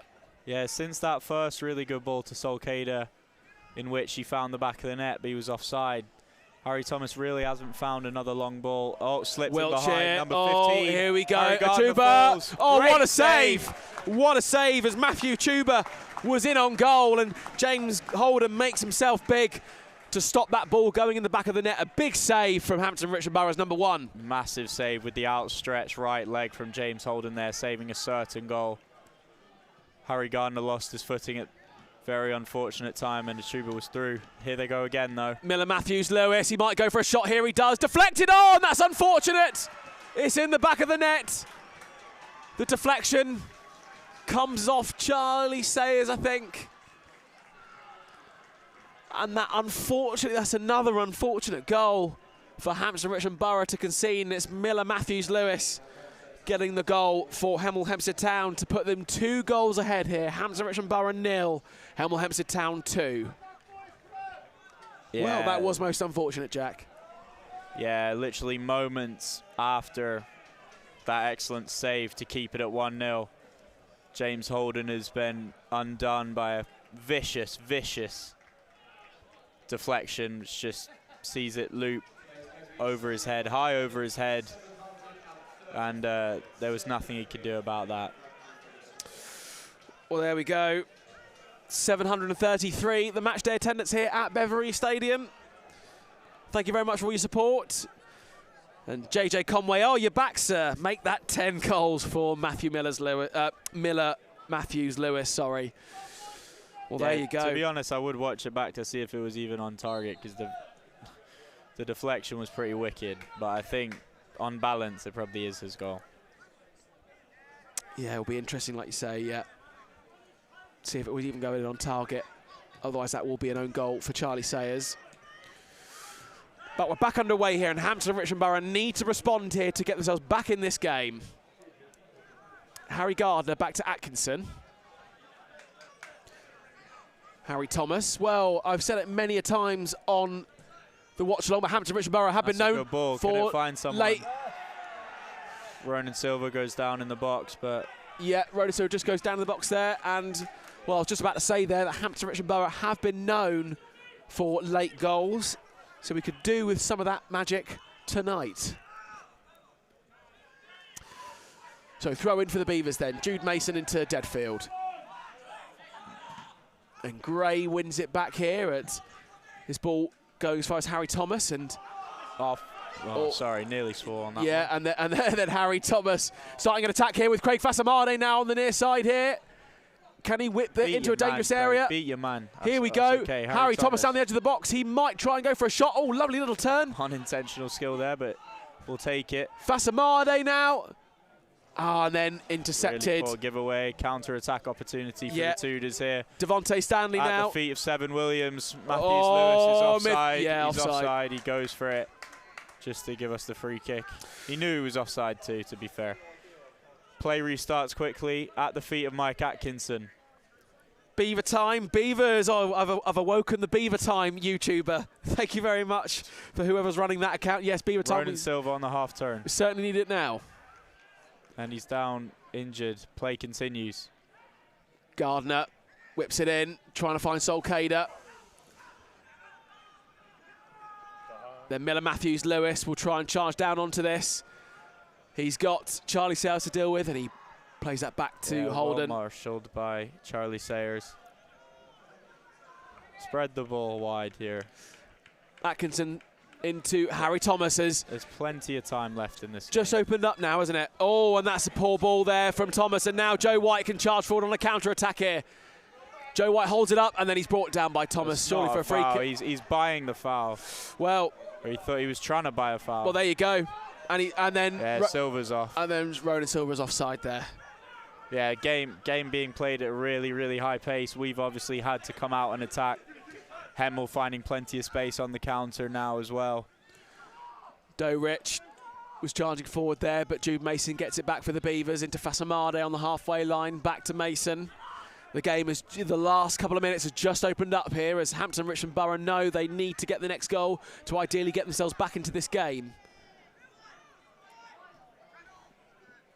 Mike Atkinson into Gardner's a nice little ball. Gardner's now going to charge forward. He's got Mason with him, but Kyle Ajayi was there. And then Solcader's going to try and dispossess the ball if he can, but Kyle Ajayi's done well. Wow, referees. Oh, wow, what's... Whoa, we're getting shouts of ref here. What happened? he's had a go at him on the floor. So heavy challenge comes in from Sam Deadfield. He's judged to have won the ball by the referee. From the way I saw it, it was probably a foul. Ajayi's reacted, and then he's also reacted to Deadfield on the floor, apparently. I got on good authority from Eddie here next to me. I didn't see it, but a little bit of afters after the challenge. Yeah, and obviously Jack as well. Ajayi kicked out the Deadfield afterwards, and then Deadfield kicked back. Okay. Right, so there was both players then, from what Tommy Rance is saying then, so there was a little bit of kicking between Deadfield and Ajayi. And also, Jack, that's right in front of our fans there, of course. So so you know, they saw it almost better than we did. With both players, you know, not receiving a yellow, I actually don't mind it, because we need, like I said, you need a spark, and if it's not going to come in the form of a massive shot or something, you need a challenge to get behind, to just get the fans off their seats, or even just help them find their voice. And that could be this chance now as it's coming to the box there from Atkinson, but defended away, and Harry Thomas collects with Charlie Sayers. HEMEL Hempstead very happy to give up possession and just let us attack them now, it seems, sitting very deep in a low block. Well, surely, Jack, they're not going to try and settle in the 67th minute here with a 2-0 Oh, no, lead. I think they're just going to be extra disciplined and just wait for their chances on the counter, which they already have done. Well, Tiger Aiden's certainly happy in the chat with HEMEL Hempstead LA, HEMEL Hempstead LA. Well, hopefully, Tiger Aiden, we can keep you quiet here. As does well there on the right-hand side. Can he find someone? Ooh. Gives the ball away poorly. And just about kept alive there. Jude Mason to Deadfield. Deadfield might go for a shot, and That's not the right decision. And it's pulled wide, and goal kick then, and we are going to see a substitution for the Tudors now. Leaving the field, number 9, Miller Matthews-Lewis, to be replaced by the number 14, Adi Aziz. Rowan Ince is also getting stripped and ready for the Beavers. I think we need him, don't you? Yeah, bring a bit of physicality to this game, physicality and composure. Who's going to go off? Maybe Sam Deadfield. Who's on a yellow? So you've got Gardner and Atkinson. Yeah. Wait till the board goes up. Hard to tell. Got Rohan Ince. He's such a tall chap, isn't he? Yeah. How tall is he, do you think? 6'5"? Maybe taller than that. I don't know if he's that tall. Let me try and find out. Well, leaving the field then, it'll be Mike replaced. Atkinson. Replaced by the number 4, Rohan Ince. Now, I am very excited to see what Rohan Ince can bring to the party. As Rohan Ince He's 6'3". Oh, is he 6'3"? Oh, beg your pardon. Well, he looks very tall to me. Rohan Ince is yet to start in the Enterprise National League South. He has started only once this season in the Middlesex Cup away to Rayners Lane. So we will see what Rohan Ince can do coming off the bench. And this was his first touch of the ball, but it's a free kick here, is it? Yeah, this referee isn't the one, I don't think. Yeah, a lot of frustration. I can sense. Even from their side too. Oh, a free kick then to the Beavers then. And it's Sam Deadfield and Harry Gardner standing over this. It just takes one opportunity to get the ball in the back of the net to really kick things started again for Hampton and Richmond Borough. As I know, Beaver Time is lurking in the YouTube comments. Deadfield. Ball whipped in. It's dangerous. Into Thomas. Shot, maybe. Rohan Ince, maybe. Oh, my goodness. Pinging around. Can we keep it alive here with Innocent? Innocent with a shot deflected. Oh, he just didn't know what was going to happen there, but Innocent can still keep the ball alive. He's won a... And then it's all cleared away. Whoa, and then, well, then Adi Aziz is just brought down there, but play continues. God, Chad, what did you make of that? Yeah, classic goalmouth scramble. Could have gone anywhere. Harry Thomas had a stab at it. Ronan Silva had a stab at it. Just didn't quite find the back of the net, sadly. And don't know what that was for, but anyway, play continues then. The referee, I mean, like, even that one on the halfway line was mental. Oh! That's a little fizz of a ball. Can Sol Kader get there? Have it. Oh, shot! Oh, no way has that hit the post. Well, Kai Innocent had a superb opportunity on goal, and it narrowly misses there. You can hear the crowd held with bated breath from the shot from Kai Innocent, but it just goes wide. What a shot that could have been, Jack. Yeah, I mean, the keeper was off his line. He come out for a ball, hadn't claimed it, falls to Innocent, just plays it along the ground first time, and just goes off the post. I mean, he had the whole goal to aim at. It had to be, it's not the easiest finish, basically, on the half volley, but really disappointed to see that one go wide. Well, a really big opportunity coming the way of Hampton Richmond Borough ever since Rohan Ince came on the field, so already his presence is being felt by the players then.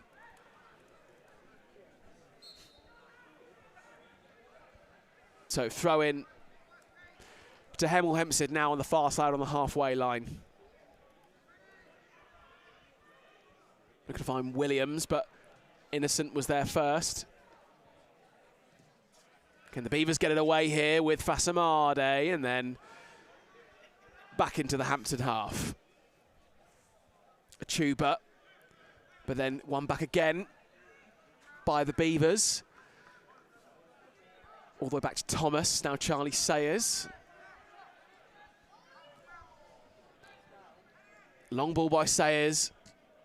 Can Ronan Silva get there? He can, he's done well. Now this is Kader charging down onto the ball, but HEMEL Hempstead back line get there. Oh, no way. Oh, and that's that ball has fortuitously managed to get all the way through to the HEMEL Hempstead player with Matthew Achuba. And this is Dowrich into Gray. Gray just slowing the play down here on the near side. Back to Dowrich, who goes down by the corner flag and falls over, and goal kick to Hampton Richmond Borough. Jeff Baker, what is the attendance tonight? It's 733, sir. 733. Not too bad for a midweek fixture. Yeah, very decent, very decent. So restarted here then with Harry Thomas. And Harry Garner's going to charge down onto this, but Dowrich will get there. And Dowrich will just thump that long. Oh, a little push in the head there on Aziz, on Thomas, but play continues with Sayers to Mason. On the far side out to Kai Innocent. Innocent into Mason, back to Innocent. A nice little 1-2, but it goes out for a throw-in because it came off a HEMEL player, and it's a quick throw-in, and the Hampton Richmond Borough faithful, you can hear them drumming up a little bit of noise here. Innocent still on the far side again. Ball goes out for another throw-in to Hampton Richmond Borough. Taking quickly again, as you would expect. Jude Mason's going to bring that ball into the box, and Ronan is there. Oh, shot, Have please! Shot. Oh, Deadfield's shot goes out. Goal kick then. Oh.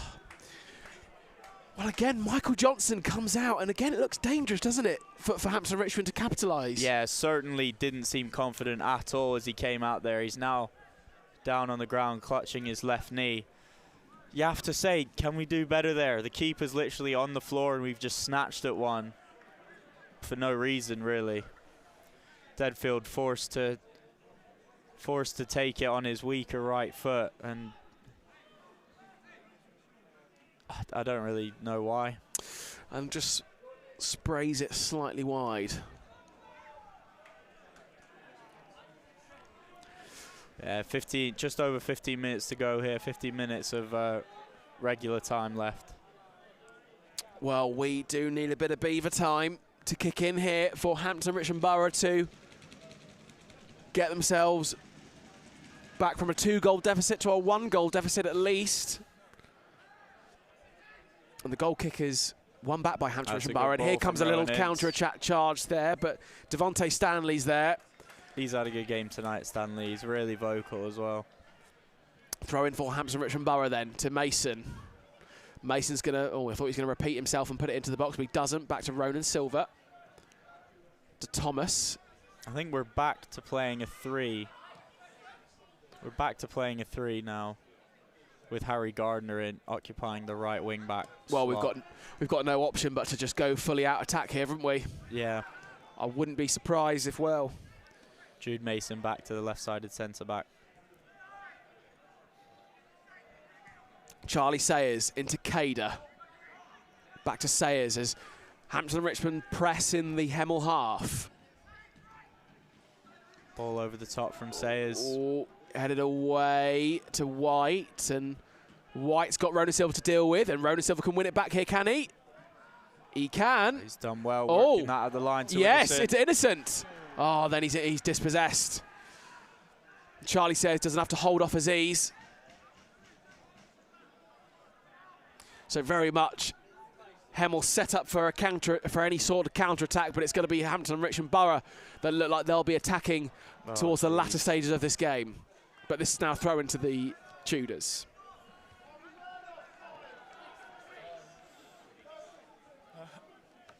Oh, for God's sake. So Devontae Stanley on the throw-in. We've lost now then. Throw-in, flicked on, and that's a good ball into a Oh, tuba, good and this touch is from a tuba. Oh, he just lost out. And Mason Jude will Mason back recovering. throw in now for the Tudors.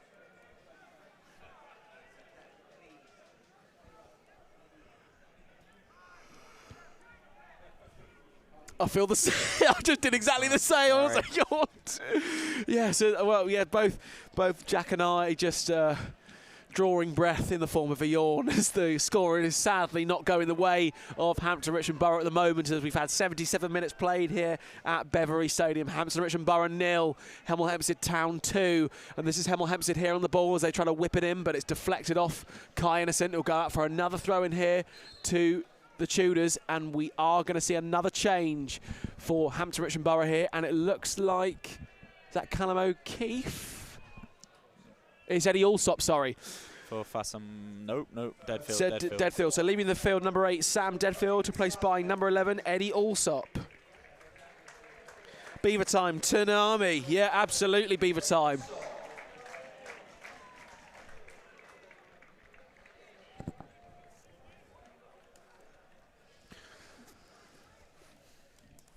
So Eddie Allsop coming onto the field of play. Let's see what Eddie Allsop can bring.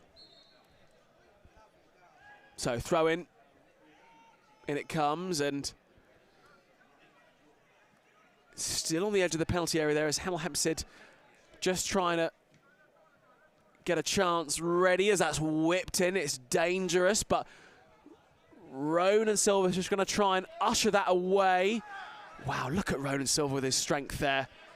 And that comes off Ronan Silva, and it will be a throw-in to the to Hemel Hempstead.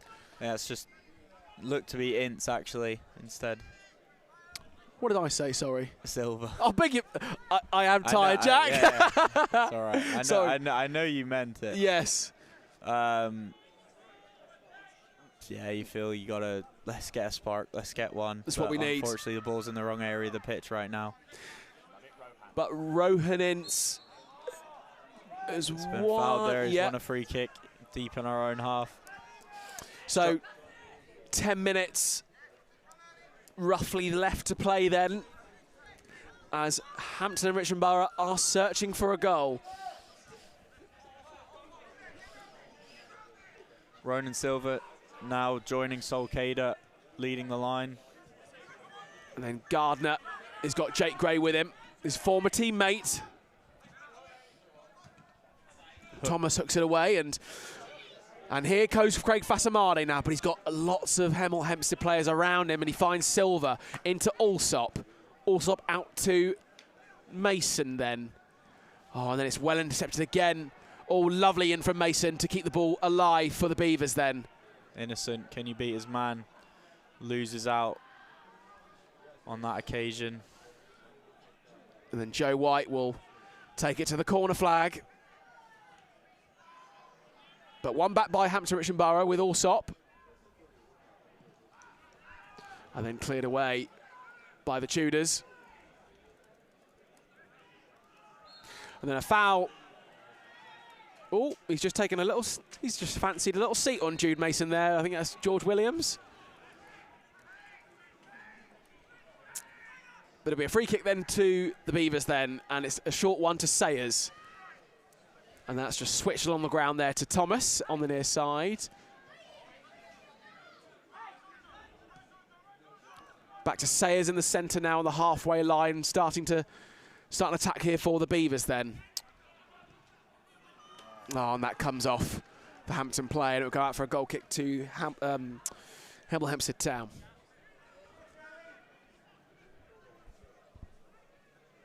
Yeah, a lot of frustrated faces out there.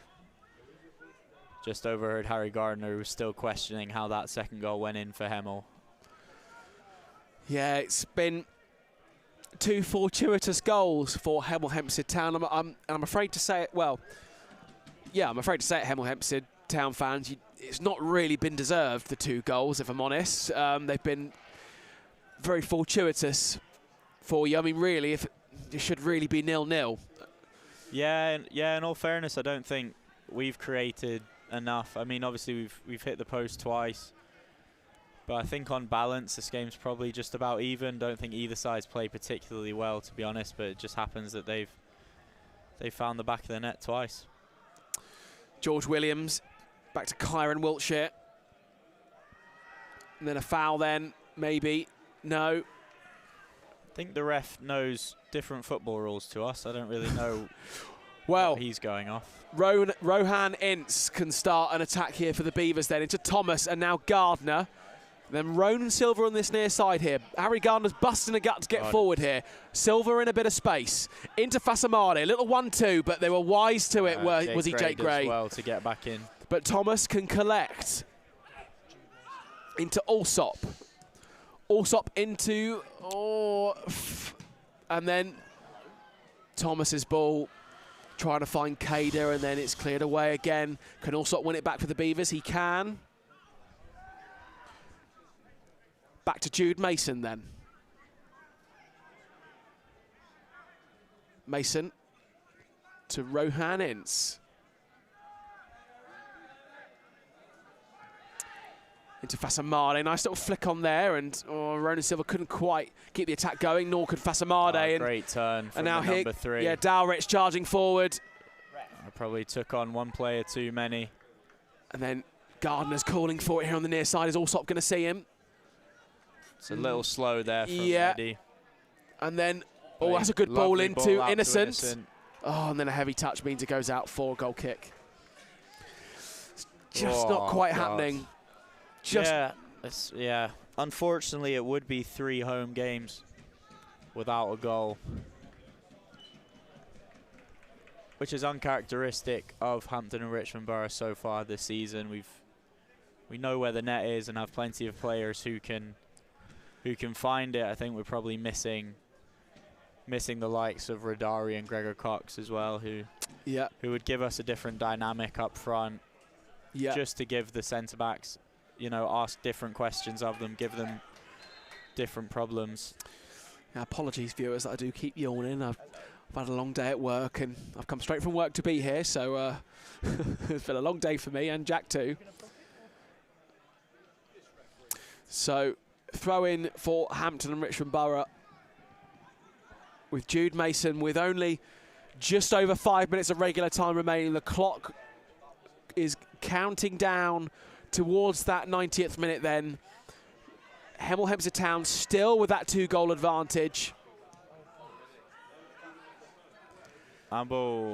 Sayers, his clearance is deflected by Adi Aziz, and we are going to now see a substitution for HEMEL Hempstead Town. Leaving the field, number 7, George Williams, replaced by the number 17, Giovanni Brown.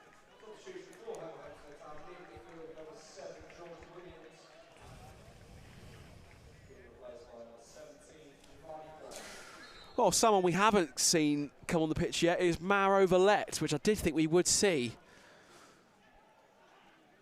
Perhaps no. So throw in for the Beavers again. Into Ronan Silva. Oh, he's done well, Ronan Silva. Inside. Oh, brought down! That is a penalty, pen. surely! There we go, yes. there we go, penalty. Penalty kick. Defender got the wrong side of him. Oh, well, I'll be the first to say Ronan Silva was probably looking for it, but he felt the contact. It is a deserving penalty, and he immediately picked that ball up. It looks like who's going to take it. Last time there was a penalty. We did a... I don't even know what you call it. I guess a trick where Harry Gardner was holding the ball. Well. Yeah, so Harry Gardner's holding the ball. And you might give it to Silva right at the end. It's a tactic we've seen just to stop players, opposition players, try and get into the head of the penalty taker. But look at this. Exactly, look at him marching forward, Ronan Silva. They've done it the reverse way, but this way as well. Harry Gardner's initially taken the ball, then giving it back to Ronan Silva. Right, so 87 minutes in. No goal at home for a while. Can Ronan Silva get a goal for Hampton and Richmond to try and turn this game around? Penalty kick for Hampton and Richmond Borough in the 86th minute. Ronan Silva will be taking it. Coming up against Michael Johnson. Come on, bro. Silva! Side! In the back of the net! Ronan Silva gets a goal back for the Beavers. Hampton and Richmond Borough 1. Back in it. HEMEL HEMPSTEAD 2. Yeah, fired that straight down the middle into the roof of the net. I can't. Oh, and here we are. We're going to see a change as well for Hampton Richmond Borough, leaving the field number 28. Yeah. Not a bad debut for Innocent. He was busy in the attacking. Parkinson. In the attacking areas. Just couldn't quite find the third touch. I think he needs a little bit more familiarity with his teammates. Ben Parkinson coming on. Right. For, I believe, his first minutes. Yeah, for a long time. Well, first minute since Rayners Lane, but in the National League South, first minute since the opening month, I believe. Yeah, I think you're right, Jack. So this will be interesting to see what Ben Parkinson can bring to the side then. Beaver time, yes, get in. Need one more. One more from Hampton and Richmond Borough. Or two. Or two even. Yes, Beaver time, very much alive then. And I won't read it out, your previous comment, Beaver time, because it's no longer applicable. Now we got that goal, but this is Kyron Wiltshire. Oh, it's dangerous. Straight across. Oh, no, another penalty. Oh, my wow. Holden comes, tries to claim across, takes out the feet of a HEMEL player, and now they have a penalty right at the other end. Wow, would you believe our luck? Well, I can read out your comment now, Beaver time. This the deep has hit us, but movement is coming, and we're hitting that crucial part of the game again. Lorna McWilliam, yes, Beaver time. Well, I'm afraid, Lorna, it's now a penalty to HEMEL HEMPSTEAD Town. So that joy was short-lived for Hampton and Richmond Borough. But James Holden has the opportunity to be a superhero here. Yeah, he saved a penalty against Merthyr Town in the FA Cup a couple of weeks ago. And it's going to be Joe White, or HEMEL HEMPSTEAD going to do that little trick that Hampton and Richmond Borough do, but it's going to be Joe. I'm surprised it's not Jake Gray. You would have thought Jake Gray would want to take it. But it will be Joe White then for HEMEL HEMPSTEAD Town. Here we go then. Joe White. And yeah, he's dragged it wide. He's dragged it wide. He's still in it. It was bottom left, but it was really far bottom left. For what it's worth, James Holden did guess the right way. Get that ball up the other end of the pitch. Wow, here we go then. We are very much alive here in TW12. Just under 1 minute of regular time to play here. Hampton and Richmond Borough 1, HEMEL HEMPSTEAD Town 2. Hampton and Richmond Borough, can they find something? Can they dig deep? Eddie Allsop into Fasamane. Fasamane charging on down to it. Oh, he's out his area! He's out his area, ref! He was at his area, ref! I'm sorry, but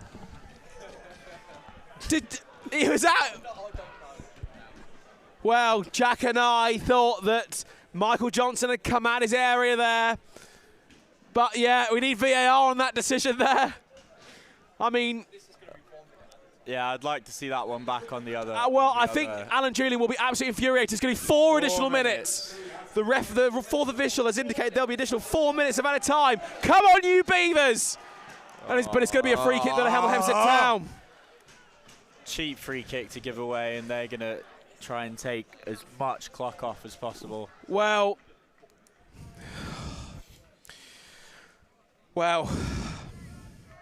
probably still time for one or two chances, probably one clear-cut chance. but the ball is the exact opposite of where we want it to be, and they have played it into the corner very cheaply, lost the ball immediately and fouled Solcader.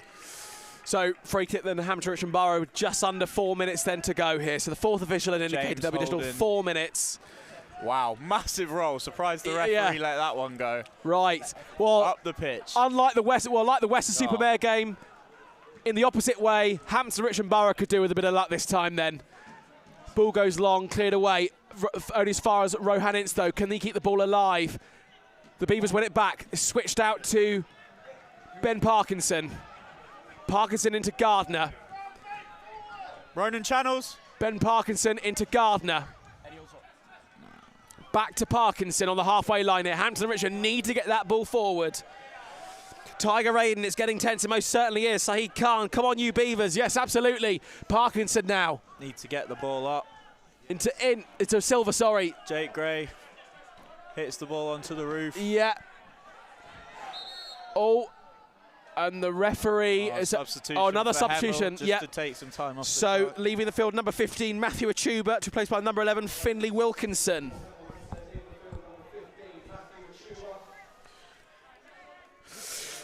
Right, well, this is a very tense ending. Beaver time very much alive, courtesy of that penalty in the 89th minute for Hampton Richmond Borough.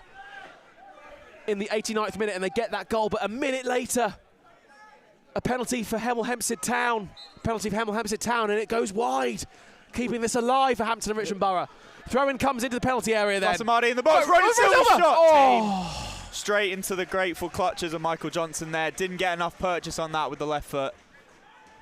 Just under 2 minutes to go. Maybe 2 minutes flat, considering that substitution. Maybe, just maybe then. So Michael Johnson's going to thump that ball long, only as far as Sayers, but Adi Aziz will run down onto it, and it will go out for a Hampton and Richmond Borough throw. This is last chance saloon for Hampton and Richmond Borough. Just send it up the line, I guess. Send it up the line, exactly that, Jack.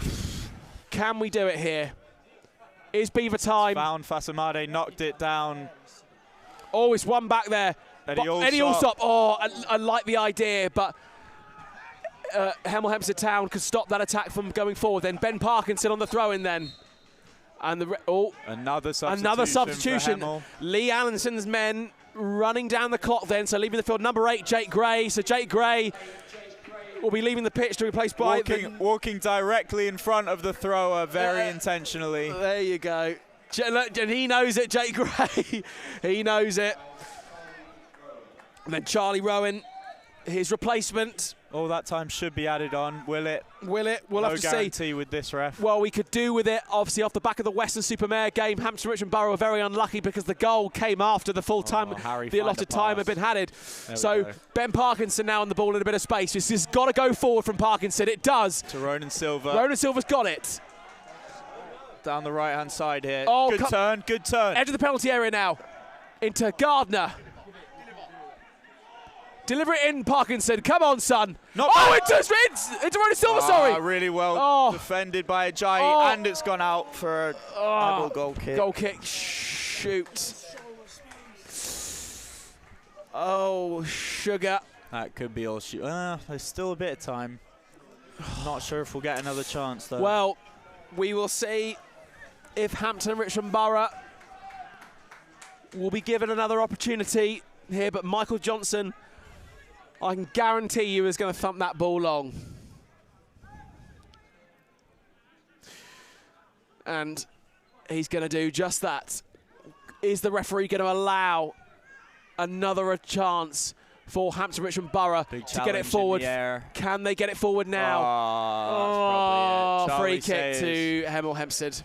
Unfortunate foul, and that's probably it. The 95 are just about up, even with the minute for the two subs. That looks like it's going to be it. Ran out of time here.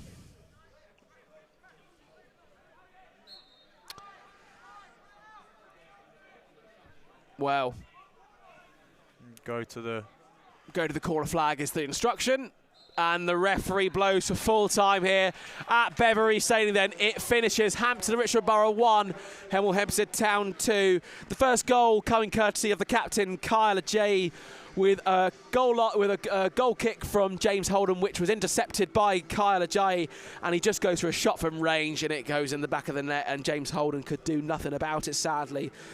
Then that second goal, coming courtesy of Miller Matthews Lewis in the second half in the 61st minute to put Hemel Hempstead Town 2 goals to the good. But then in the 89th minute, penalty for Hampton Richmond Borough, and Ronan Silva converts to give the game a little bit of life at the very end there, right at the death. But then a minute later, a penalty for Hemel Hempstead Town, but the ball was shot wide by Joe White. So Hampton and Richmond were spared their blushes, and they were kept in the game there. But a couple of chances at the very end there, and they couldn't be taken for Hampton Richmond Borough. So it finishes here at Beverley Stadium on this Tuesday night. Hampton and Richmond Borough 1, Hemel Hempstead 2. What did you think, Jack, of that overall game there? Yeah, I said it before, lacking in quality throughout the 90. Typified by 2 penalties, 2 scrappy goals. Not the best game of football, but Hemel Hempstead won't mind one bit. They leave the Bev with all 3 points. And they get back to winning ways almost immediately. Unfortunately, that's 3 defeats in a row for Hampton and Richmond Borough, with a tough trip to East London to face Hornchurch this Saturday, the 25th of October. So it's tough, yeah, not ideal right now for the Beavers. Yeah, the likes of Marvin Lewis come on Hemel, and Tiger Aiden as well with Hemel LA. JJ Conway as well. Unlucky Hampton, all the best for the rest of the season. Well, JJ Conway, 1982, thank you very much. Tiger Aiden, mental match. I off see you guys. Thank you very much, Tiger Aiden as well. And Lorna McWilliam, thanks for another brilliant commentary. No, thank you very much, Lorna McWilliam, for tuning in. Yeah, thanks for tuning in, guys, as always. No, so, well, it's going to finish here then.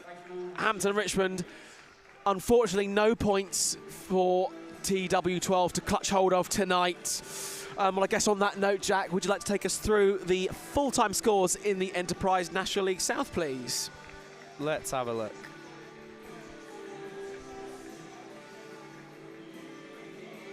Bath City 2-1 victors over AFC Totton.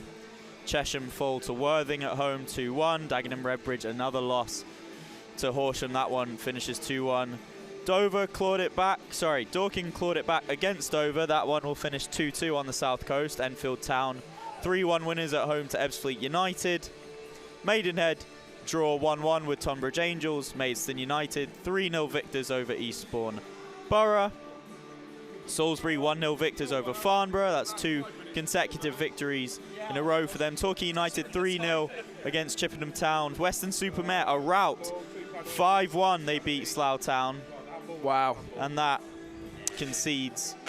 concludes proceedings in the National League South tonight. Wow, 5 big goals there for Weston-super-Mare then. And then finally here, Hanwell_girl_legend 2. My uncle plays for the Beavers. Go Reese Grego Cox. Well, yeah. Hanwell_girl_legend 2. Well, Reese Grego Cox, he scored some pretty good goals for Hampton Richmond Borough this season. I'm afraid, I'm aware he's out for the moment, but we hope to have him back. We hope to have your uncle back very, very soon. He's very well admired by the Hampton faithful. So hopefully Reese Grego Cox will be back very, very soon. So on that note, we'll finish up things for the evening here. So thank you very much to all those tuning in on the YouTube Watch Long live here with myself, Johnny Luter, and Jack Lonergan. Thank you very much for tuning in. Hampton Richmond go away to Hornchurch on Saturday, and we hope to see many of you there down for the District Line Derby against Hornchurch. So thank you very much for tuning in, everybody. We'll see you next time. Cheers, everyone.